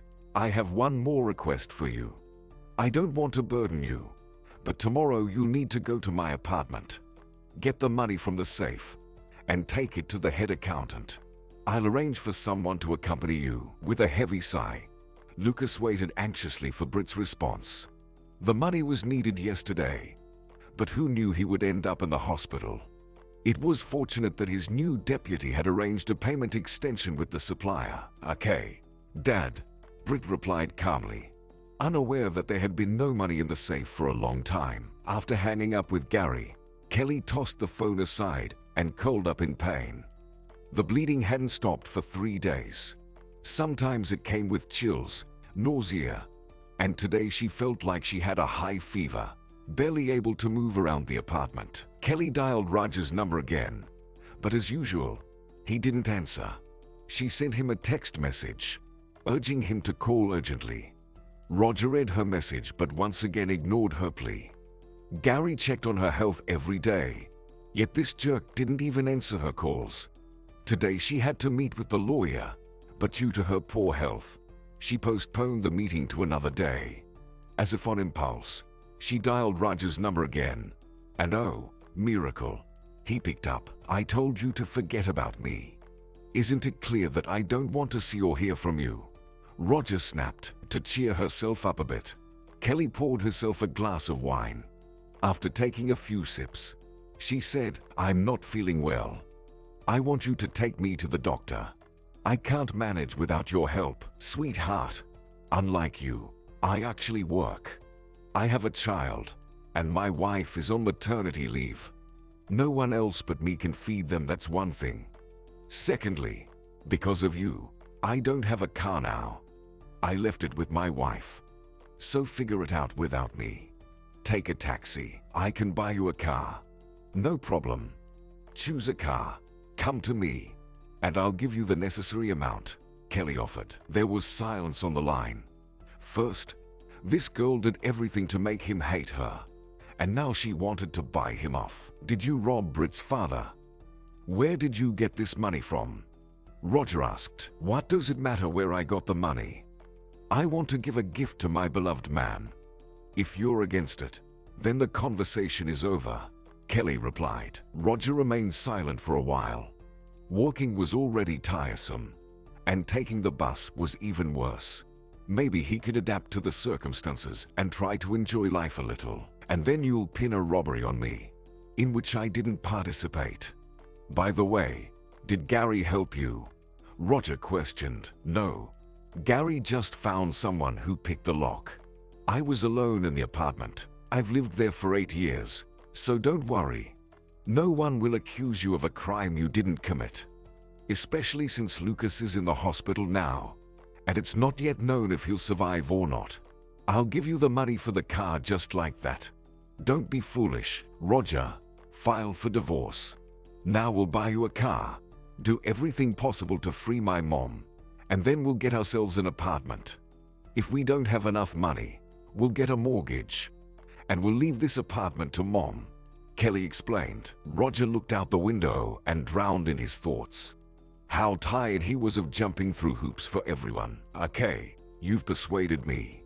Get the money ready. During lunch break, I'll go pick out a car. I'll leave work early. Come to you. Take the money. Buy the car. And either tomorrow or the day after, I'll take you to the doctor." Roger agreed. Hanging up the phone, Kelly smiled for the first time in these days, but literally the next minute, she curled up in pain again. Holding her breath, she clasped her abdomen with her hands. It's nothing. Soon everything would be fine with her. Although they say you can't buy health with money, it's all nonsense. You can buy everything with money, including health. Strange. Where is the money? Opening the safe, Britt couldn't figure out what was going on. Just a few hours ago, her concern was about her son. Zach had thrown a tantrum in the morning, didn't want to stay with his grandmother, didn't want to let her go, clinging to her skirt and crying. But now Britt didn't know how to explain to her father that there was no money in the safe. What if he made a mistake? And if not? Britt closed the safe, went outside, and got into the car. Biting her lip, she looked at her companions with guilty eyes. Her father's deputy and the head of security were silently watching her every move. "Britt, are you okay?" the deputy asked. "No money. The safe is empty. I don't know how to tell my father about this. He shouldn't worry." Britt stuttered in response. "Okay. Calm down. No one knows about this, but when Lucas changed the locks in the apartment, on the same day, he installed a camera in his office. We can open his laptop and watch the recording for the past few days," the head of security suggested, looking expectantly at Britt's stunned face. The keys were only with her. Everyone awaited her response. With frozen fingers, Britt gripped the handle on the passenger door. How would her father react to the fact that strangers would intrude into his personal life without his consent? But in this situation, she saw no other way out. "Let's go," she said firmly. She stepped out of the car and headed towards the entrance. The men followed her. "Britt, do you know where Kelly lives?" the head of security asked, watching as Kelly casually stuffed bundles of money into her bag. Seeing Britt confidently nod, he continued, "Then let's not waste time and go straight to her. Let's not say anything to Lucas for now. First, we'll talk to Kelly, and then we'll decide what to do next." "Who's there?" Kelly asked quietly. "Open up. It's the police." The head of security shouted loudly. "I didn't call the police." "Kelly, open up. It's Britt, Lucas's daughter." Hearing the voice of the person she had hated all her life, Kelly shuddered. "I won't open. Leave. Otherwise, I'll call the police," she said. "Kelly, Lucas' office has surveillance cameras. If you call the police now, you'll dig your own grave and end up behind bars. Open the door," Britt yelled. Kelly opened the door. Barely able to move her legs, she walked into the living room and sank onto the couch. At that moment, she didn't care what would happen to her, to the money, or to Roger. She didn't even care about her own mother. "Where's the money?" Kelly closed her eyes, froze in place, swallowed the lump in her throat. She didn't intend to shed tears over trivial matters, but seeing Britt's disdainful face, she barely held back from breaking down. She glanced at the bag lying casually next to the couch. With a convulsive sigh, she closed her eyes.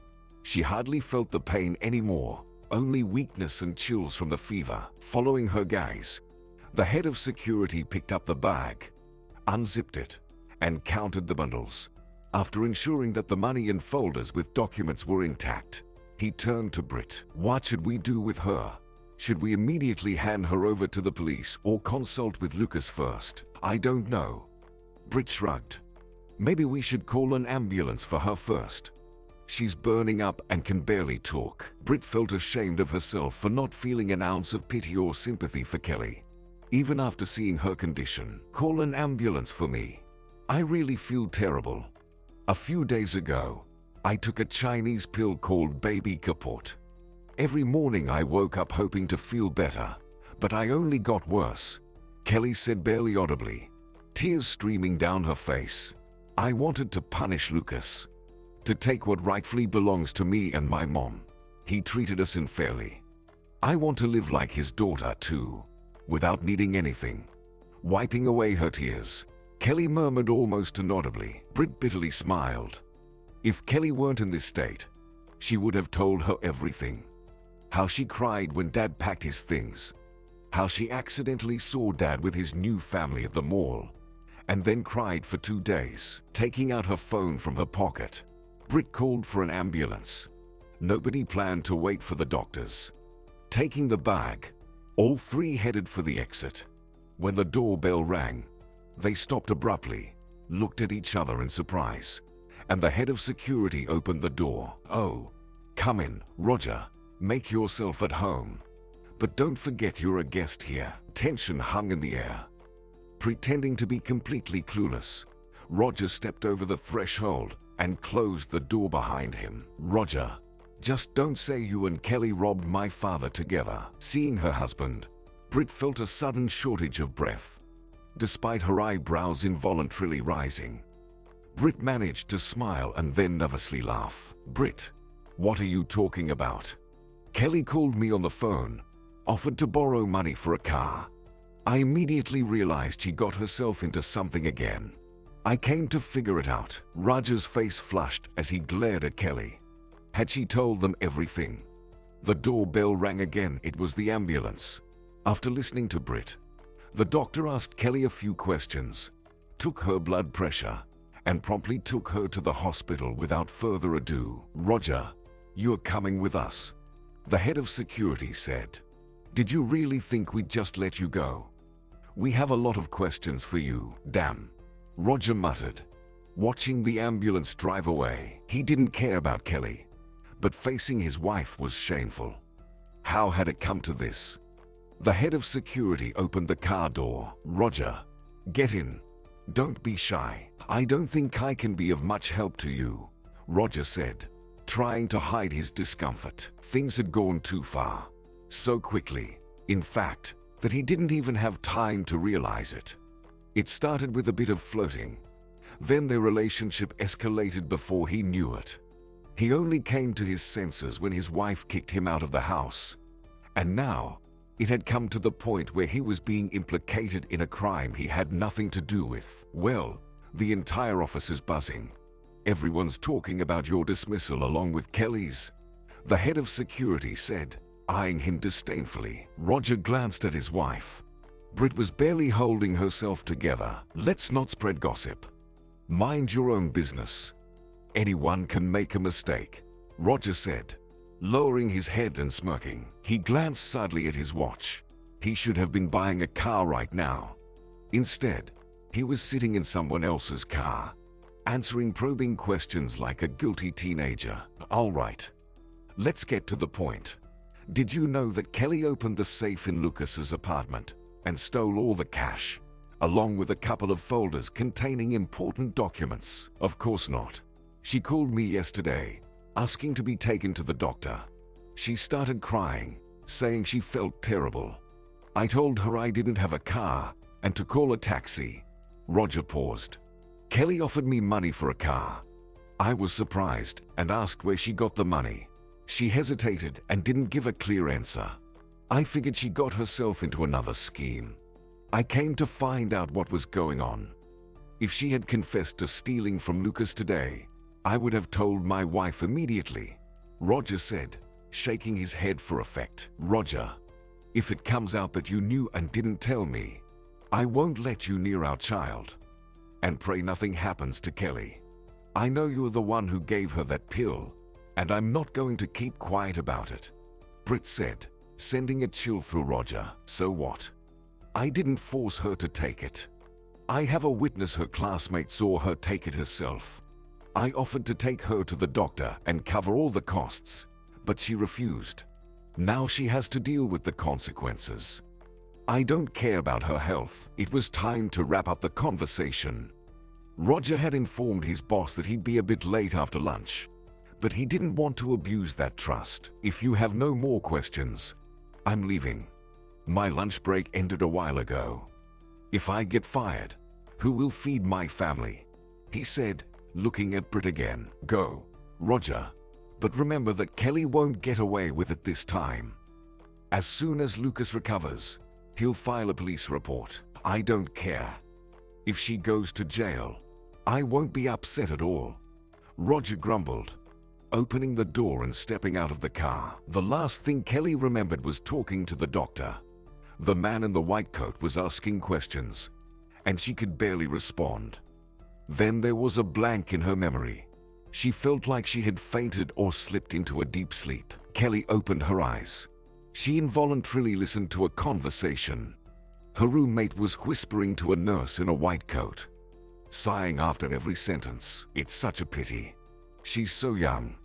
Wasn't there anything that could be done? Who needs a woman who can never be a mother again? She was brought in with septic shock and severe bleeding. Her hemoglobin was almost zero. She should be thankful we managed to save her. If we hadn't removed her uterus, she wouldn't have lasted another day, the nurse replied quietly. The woman on the neighboring bed covered her mouth with her hand and shook her head. Kelly immediately realized she was in a hospital room and that the women were talking about her. Images flashed through her mind, the paramedics entering the apartment, the head of security counting the money, and then threatening to have her imprisoned. Roger had arrived at the worst possible moment, glaring at her as if he wanted to kill her, and she didn't have the strength to say a word in her defense. The women were so engrossed in their conversation that they didn't notice Kelly had regained consciousness. She moved one hand, then the other, and tried to roll onto her side, but couldn't. The nurse turned her head. You're awake. How are you feeling? Any nausea? Headache? Never better, Kelly retorted sarcastically and turned away. Now she clearly understood that she had lost not only the money but also the chance to be a mother. Britt, I think we shouldn't upset Lucas. It's your decision, of course, but I feel like this news could push him to a second heart attack, said the head of security. I think so too. Although I really want to tell him, they needed to figure out what role Roger played in this whole mess. He was trying to keep his composure, but it was obvious he was very nervous. For some reason, Britt was absolutely sure that even if he wasn't at the scene of the crime, Roger was aware of everything and didn't just happen to show up at Kelly's apartment. What do you think about your husband? Is he guilty? Or was he really just there by chance? Asked Lucas's deputy. I'm sure he knew. She had decided to limit contact with Roger as much as possible the moment she saw him on Kelly's doorstep. Britt, would you like us to scare him a bit? Asked the head of security. There's no need. The only thing I want to ask you, Britt sighed heavily, is to talk to him and make sure he doesn't drag out the divorce. The sooner I divorce him, the better. Don't worry about that. We'll take care of it. Britt counted the days until her divorce.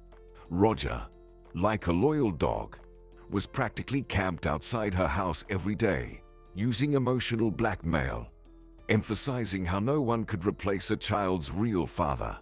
The news that the divorce hearing had been moved up by 5 days hit him hard. The hearing was scheduled for 9 a.m. The day before, Lucas's deputy had a talk with Roger. Roger disliked him immediately. He silently endured all his threats. Not only had this man brazenly intruded into his business, but he also hinted that there were witnesses who could testify that the prices for medical center equipment had been inflated and that the difference had ended up in Roger's pocket. Roger had no choice but to agree not to delay the process. On the day of the divorce, Britt meticulously prepared her appearance. She bought a new olive-colored classic suit for the occasion. The fitted blazer and knee-length skirt gave her an elegant look. She straightened her hair, and to drive Roger crazy and show him what he had lost, she wore high heels. Roger was waiting for Britt outside the Cott house. The night before, he had bombarded her with messages, asking her not to rush and to reconsider. Britt, maybe we can postpone the hearing for another month, he said quietly, blocking her way. I see no point. Don't delay the process. You'll find out soon enough what will happen to you. Better not test my patience, Britt said sternly, pushing him aside as she entered the Cott house. The hearing went perfectly. The lawyer had prepared all the necessary documents. Despite having a minor child, at both parties' request, the judge did not give them a month for reconciliation. They left the courtroom already divorced. The lawyer smiled and leaned toward Britt. Congratulations. I told you everything would work out. Thank you. Britt smiled back. Seeing Roger's reaction, she barely contained her laughter. He stood a few feet away, watching their conversation with undisguised disdain. Unable to contain himself, he approached them, ignoring the lawyer and addressing Britt. Britt, maybe we should celebrate this. I invite you for a cup of coffee. We have things to discuss, like when I can come over to see our son. Britt sighed heavily and rolled her eyes. If you start coming over too often, I'll have to get people involved again to explain where you shouldn't be. Think about it. What can a father like you teach him? Britt smirked. You can only teach him to cheat, betray, steal, and lie. Let's stick to child support and rare phone calls. Our son is still young. He'll get used to you being gone quickly. Try to take my advice and stay out of trouble. How are you? Did you get divorced? Kelly asked, and Roger, taken aback by her audacity, jumped in place. What's it to you? Roger grumbled discontentedly into the phone. 3 days ago, Kelly had called him. She complained about her fate. She was drunk again, tearfully begged him to come and support her somehow. At first, she blamed him for never being able to be a mother again. She scolded him for slipping her a pill that almost killed her. Then she started cursing the lawyer who took the money and didn't help. Tara got 5 years in prison. And what? Can't I call you anymore? Kelly snorted. Lucas called me, said he'll be here in half an hour. Hearing her words, Roger was speechless with fear. But then he regained his composure. Don't you dare say anything about me. God forbid you embarrass me in front of Lucas again. I don't know what I'll do with you. Use your head. Take the blame for everything. Don't involve me or Gary. Roger challenged, clutching his head. Hello, Kelly. How's life treating you here? Accompanied by the security chief, Lucas entered her apartment. With an undisguised smirk, he looked around, shook his head, and smiled. Kelly noted to herself that he actually looked quite good. Not bad. She forced out. Without further ado, Lucas took out his phone from his pocket. He played a video. Kelly saw how effortlessly she handled the code lock on the safe, took the money, grabbed the documents, glanced around without hurry, closed the safe, and left the room. I hope you understand that this is theft, and thieves belong in jail. Lucas put his phone back in his pocket. You put my mom in jail. Now you're after me. You just can't get over the fact that your former son-in-law chose me. Well, what can you do, Daddy? These things happen in life. She smirked sarcastically. And the money? Well, I returned it all to you. You can delete your video and not waste the police's precious time. Your mother got a sentence for kidnapping a child. It's a pity I spared you and didn't manage to get you and your accomplice locked up as well. I hoped you'd come to your senses. Lucas paused.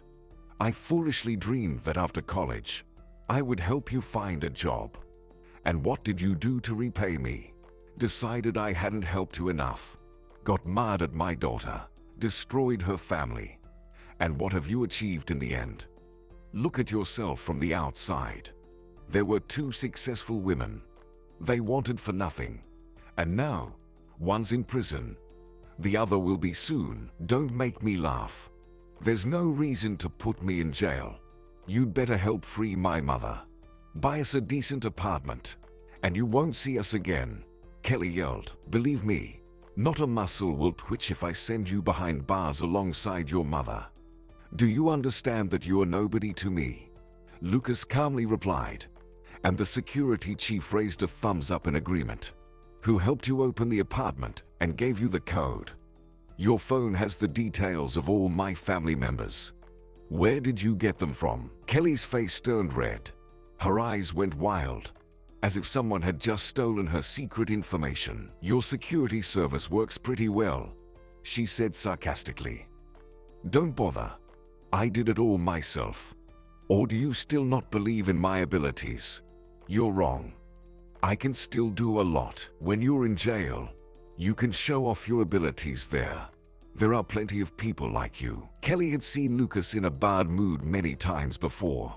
During those moments, her mother tried to avoid him. About an hour later, Lucas began to calm down, and the house returned to its peaceful atmosphere. Her mother always said that Lucas was temperamental but reasonable. The main thing was not to bother him at such times. When Kelly stirred up a scandal in the family, that's what it was calculated for. But apparently, Lucas's character had changed a lot recently. Now she looked at this man and didn't recognize him at all. We're taking her. We'll take her to the station ourselves. I'll write a statement, provide evidence. Let them deal with it. They've annoyed me. If they don't want to live peacefully, let them sit in jail, Lucas said, ignoring Kelly's astonished face. Addressing the security chief. What do I have to do for you to leave me alone? Kelly said, her body shivering with fear that she might end up in jail too. You're telling me everything honestly. Then you write down your statements on paper. You write me a note that you won't come near any member of my family. Only in that case, I might grant you freedom. But it's not certain yet, Lucas said. Panic set in for Kelly. If Lucas didn't hesitate to put her mother behind bars, he surely wouldn't spare her either. But on the other hand, if she disappointed Roger again, he would bury her himself. Lucas, leave me alone. I didn't have any accomplices. I found an ad for a locksmith on the internet, and I found the data on your family members in Roger's diary. While he was taking a shower at the hotel, I snooped, took photos, and then copied them for convenience. I felt they might come in handy. She glanced sideways at the security chief. I wanted to get rich, get my mother out of jail, so that Roger would see me differently. forget about his Brit, and come back to me. I was hurt that after 8 years, my mother and I left you with just one suitcase." There was silence in the room. The men looked at her as if she were nothing. At such a reaction, Kelly began to sob again. "Sit down. Write a sincere confession. Also, write about how you made a deal with Tara and kidnapped my grandson," Lucas said. The security chief took out a pen and a clean sheet of paper. When the confession was written, Lucas spoke again. "You shouldn't have started a competition with me. If I see you again, you'll end up behind bars. Live in fear." The door had long been closed behind them, but Kelly still sat at the kitchen table. She held the pen they left her as a memento and still couldn't believe that she had finally been left alone. "Laura, I'm home." Every time Lucas returned home, he prayed that his ex-wife wouldn't send him to his bachelor apartment.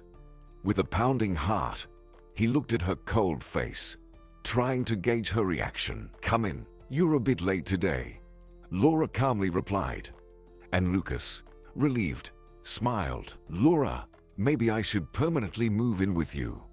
I feel so good here," he asked. Laura turned sharply. For a couple of seconds, she couldn't find the right words. Then, regaining her composure a bit, she stood up in front of him. "Let's pretend I didn't hear that," she said. "Then I'll keep saying these words until you hear them," Lucas boldly replied. "No." Laura snorted. "Yes." Lucas responded loudly. "Deal with your women first." "I already did. Besides you, our daughter, and grandson, I have no one else. By the way, did you forget that I shouldn't be upset?" Laura didn't reply, just made a dissatisfied sound. "Tomorrow, I'll move my things here. Laura, can't you see that I'll never let you go again?" Laura still didn't respond, and Lucas, sighing heavily, said, "Laura, accept it. I'm not leaving from here now." Looking at Lucas with a surprised look, Laura silently shook her head. "Lucas, let's revisit this conversation when you're feeling better," Laura said, avoiding his gaze. "Okay. But promise we'll definitely come back to it." "Okay. I promise." The next day, Laura left for work in the morning. Today, Lucas decided to surprise her and cook dinner. He took the chicken out of the fridge and marinated it. An hour and a half before Laura's arrival, he put the chicken in the oven. While the chicken was cooking, he chopped fresh vegetable salad. And when everything was ready, he approached the window. A car stopped near the entrance. For about 5 minutes, no one got out. And when the passenger door opened and Laura appeared on the street, Lucas instinctively grabbed his aching heart. As Laura was climbing up, Lucas managed to wind himself up. Unpleasant images flashed before his eyes, making his heart clench, and a nervous tremor ran through his body.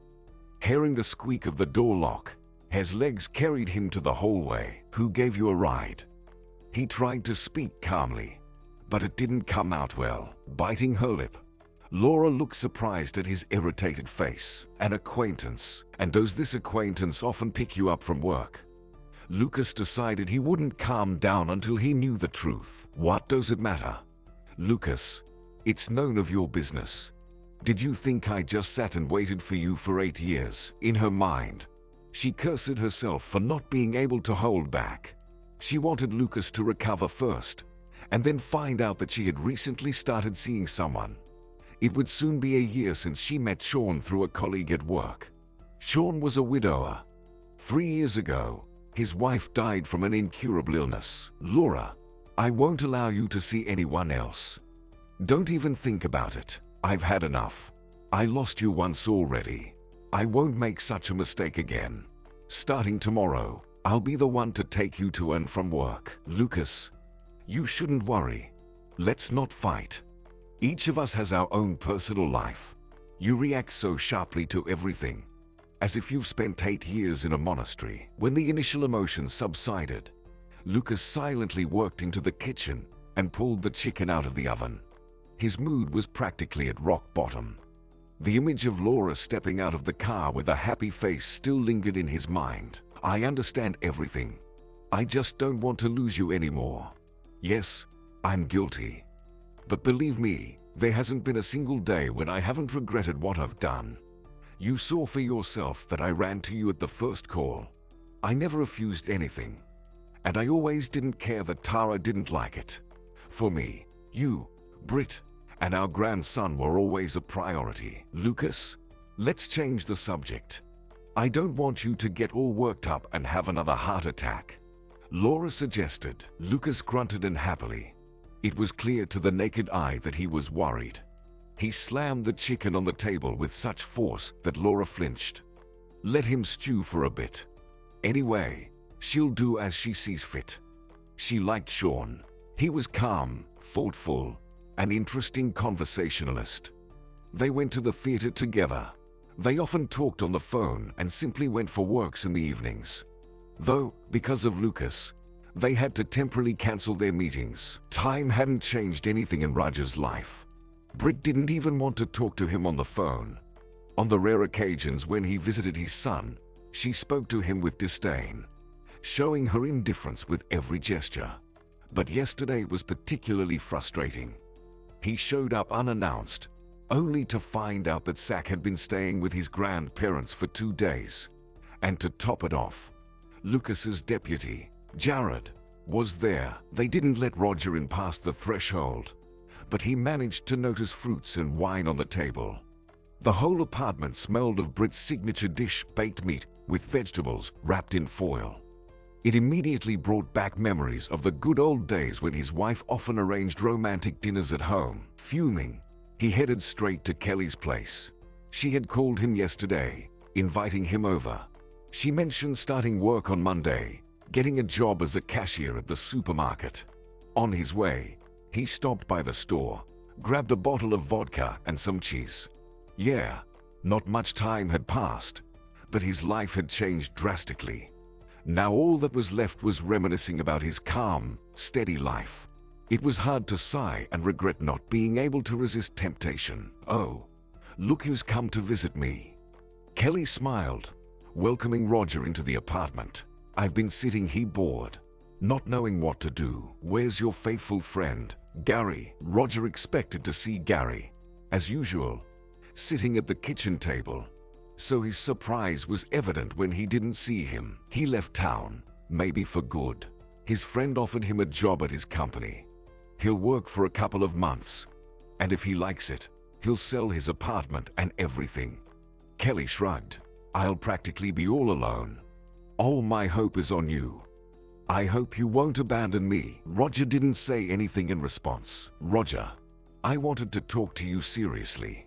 Move in with me. Why pay for a rental apartment? Let's renovate and live together.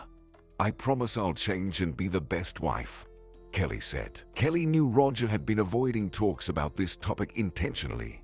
His silence now made her feel uncomfortable.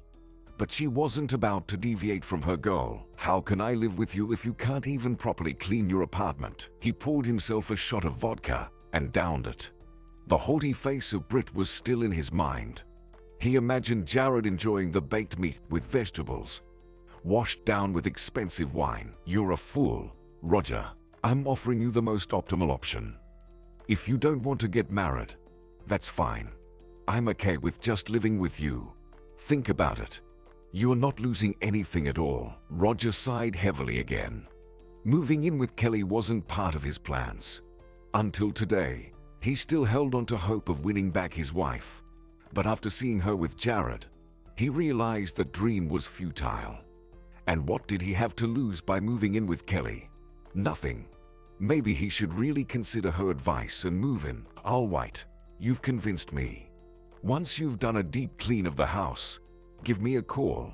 I'll gather my things and move in with you. But on one condition. I'm not getting married anytime soon. Lucas lay in bed, staring at the ceiling and lost in thought. Right now, he felt closer to his goal than ever before. He comforted himself with the hope that not all was lost. If 8 years ago he missed his second chance, he wouldn't let it slip away now, no matter what. Sleep eluded him. Why are you up so early? Laura asked, surprised.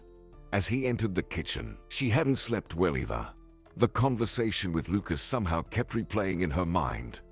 And then Sean sent her a text message, suggesting they meet tonight and take a walk in the park. Because of Lucas, she had to decline again. "I said I'll be taking you to work and picking you up from now on," Lucas calmly replied. Lucas had never considered himself a jealous person, but seeing another man next to Laura made him realize he had possessive instincts. And that wasn't the worst part. The fear came from Laura talking about him with such warmth. Added to the jealousy was the realization that she felt comfortable and interested with him. She liked him. Perhaps she even had some feelings for him. But Lucas wasn't going to allow that. "Lucas, stop obsessing over this. Just calm down and focus on your health," Laura said, pouring water into the kettle and placing cups on the table.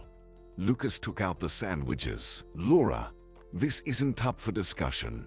I'll drive you," Lucas replied calmly. "Fine.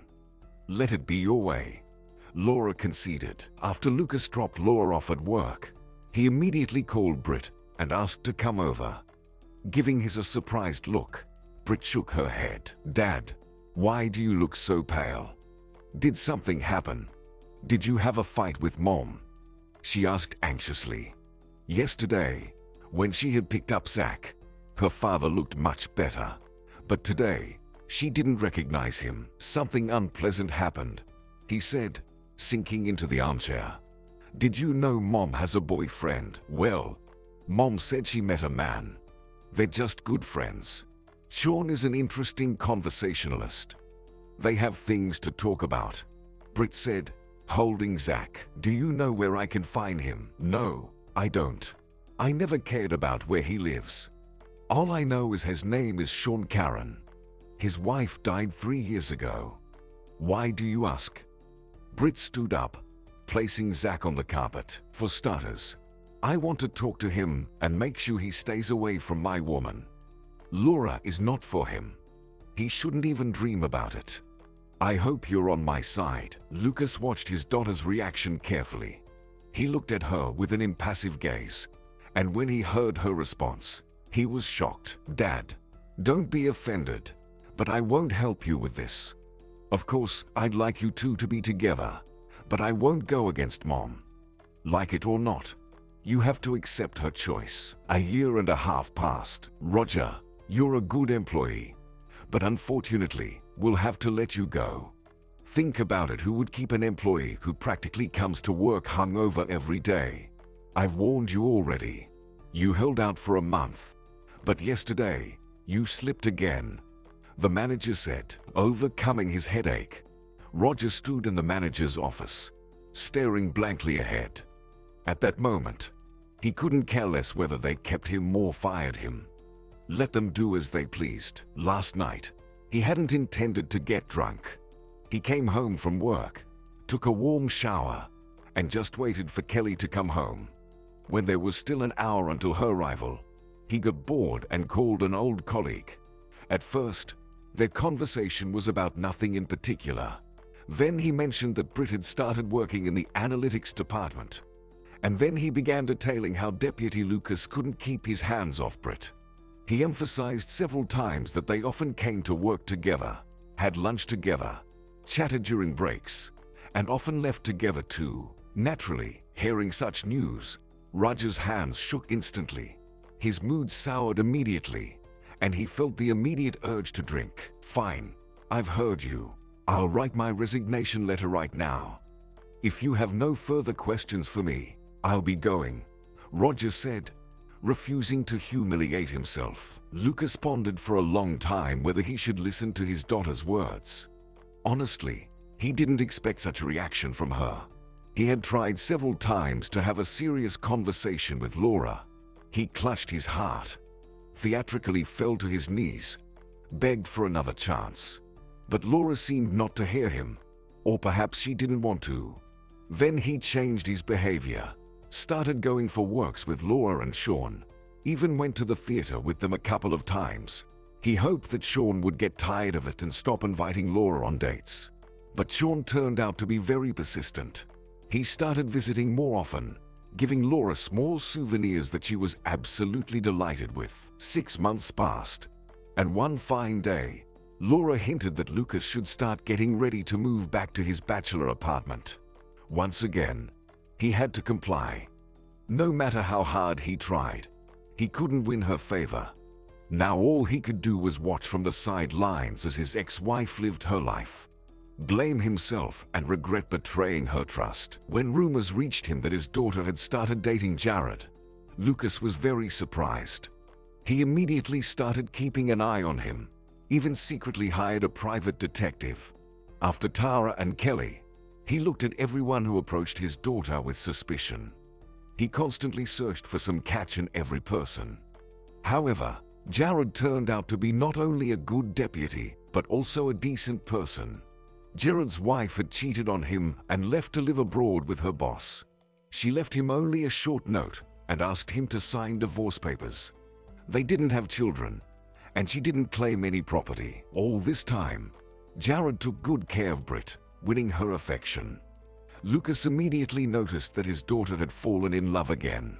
She fluttered around the office like a butterfly. He tried not to interfere with his advice. He hoped that his daughter wouldn't rush into marriage, but it turned out that the wedding would be soon. Yesterday, Laura called him and informed him that Britt was expecting a baby. Jared had already proposed, and the engagement ring was already on their daughter's ring finger. Laura boasted that she and Sean had already been shopping yesterday, picking out outfits for the wedding. Well, let Laura go to the wedding with her Sean.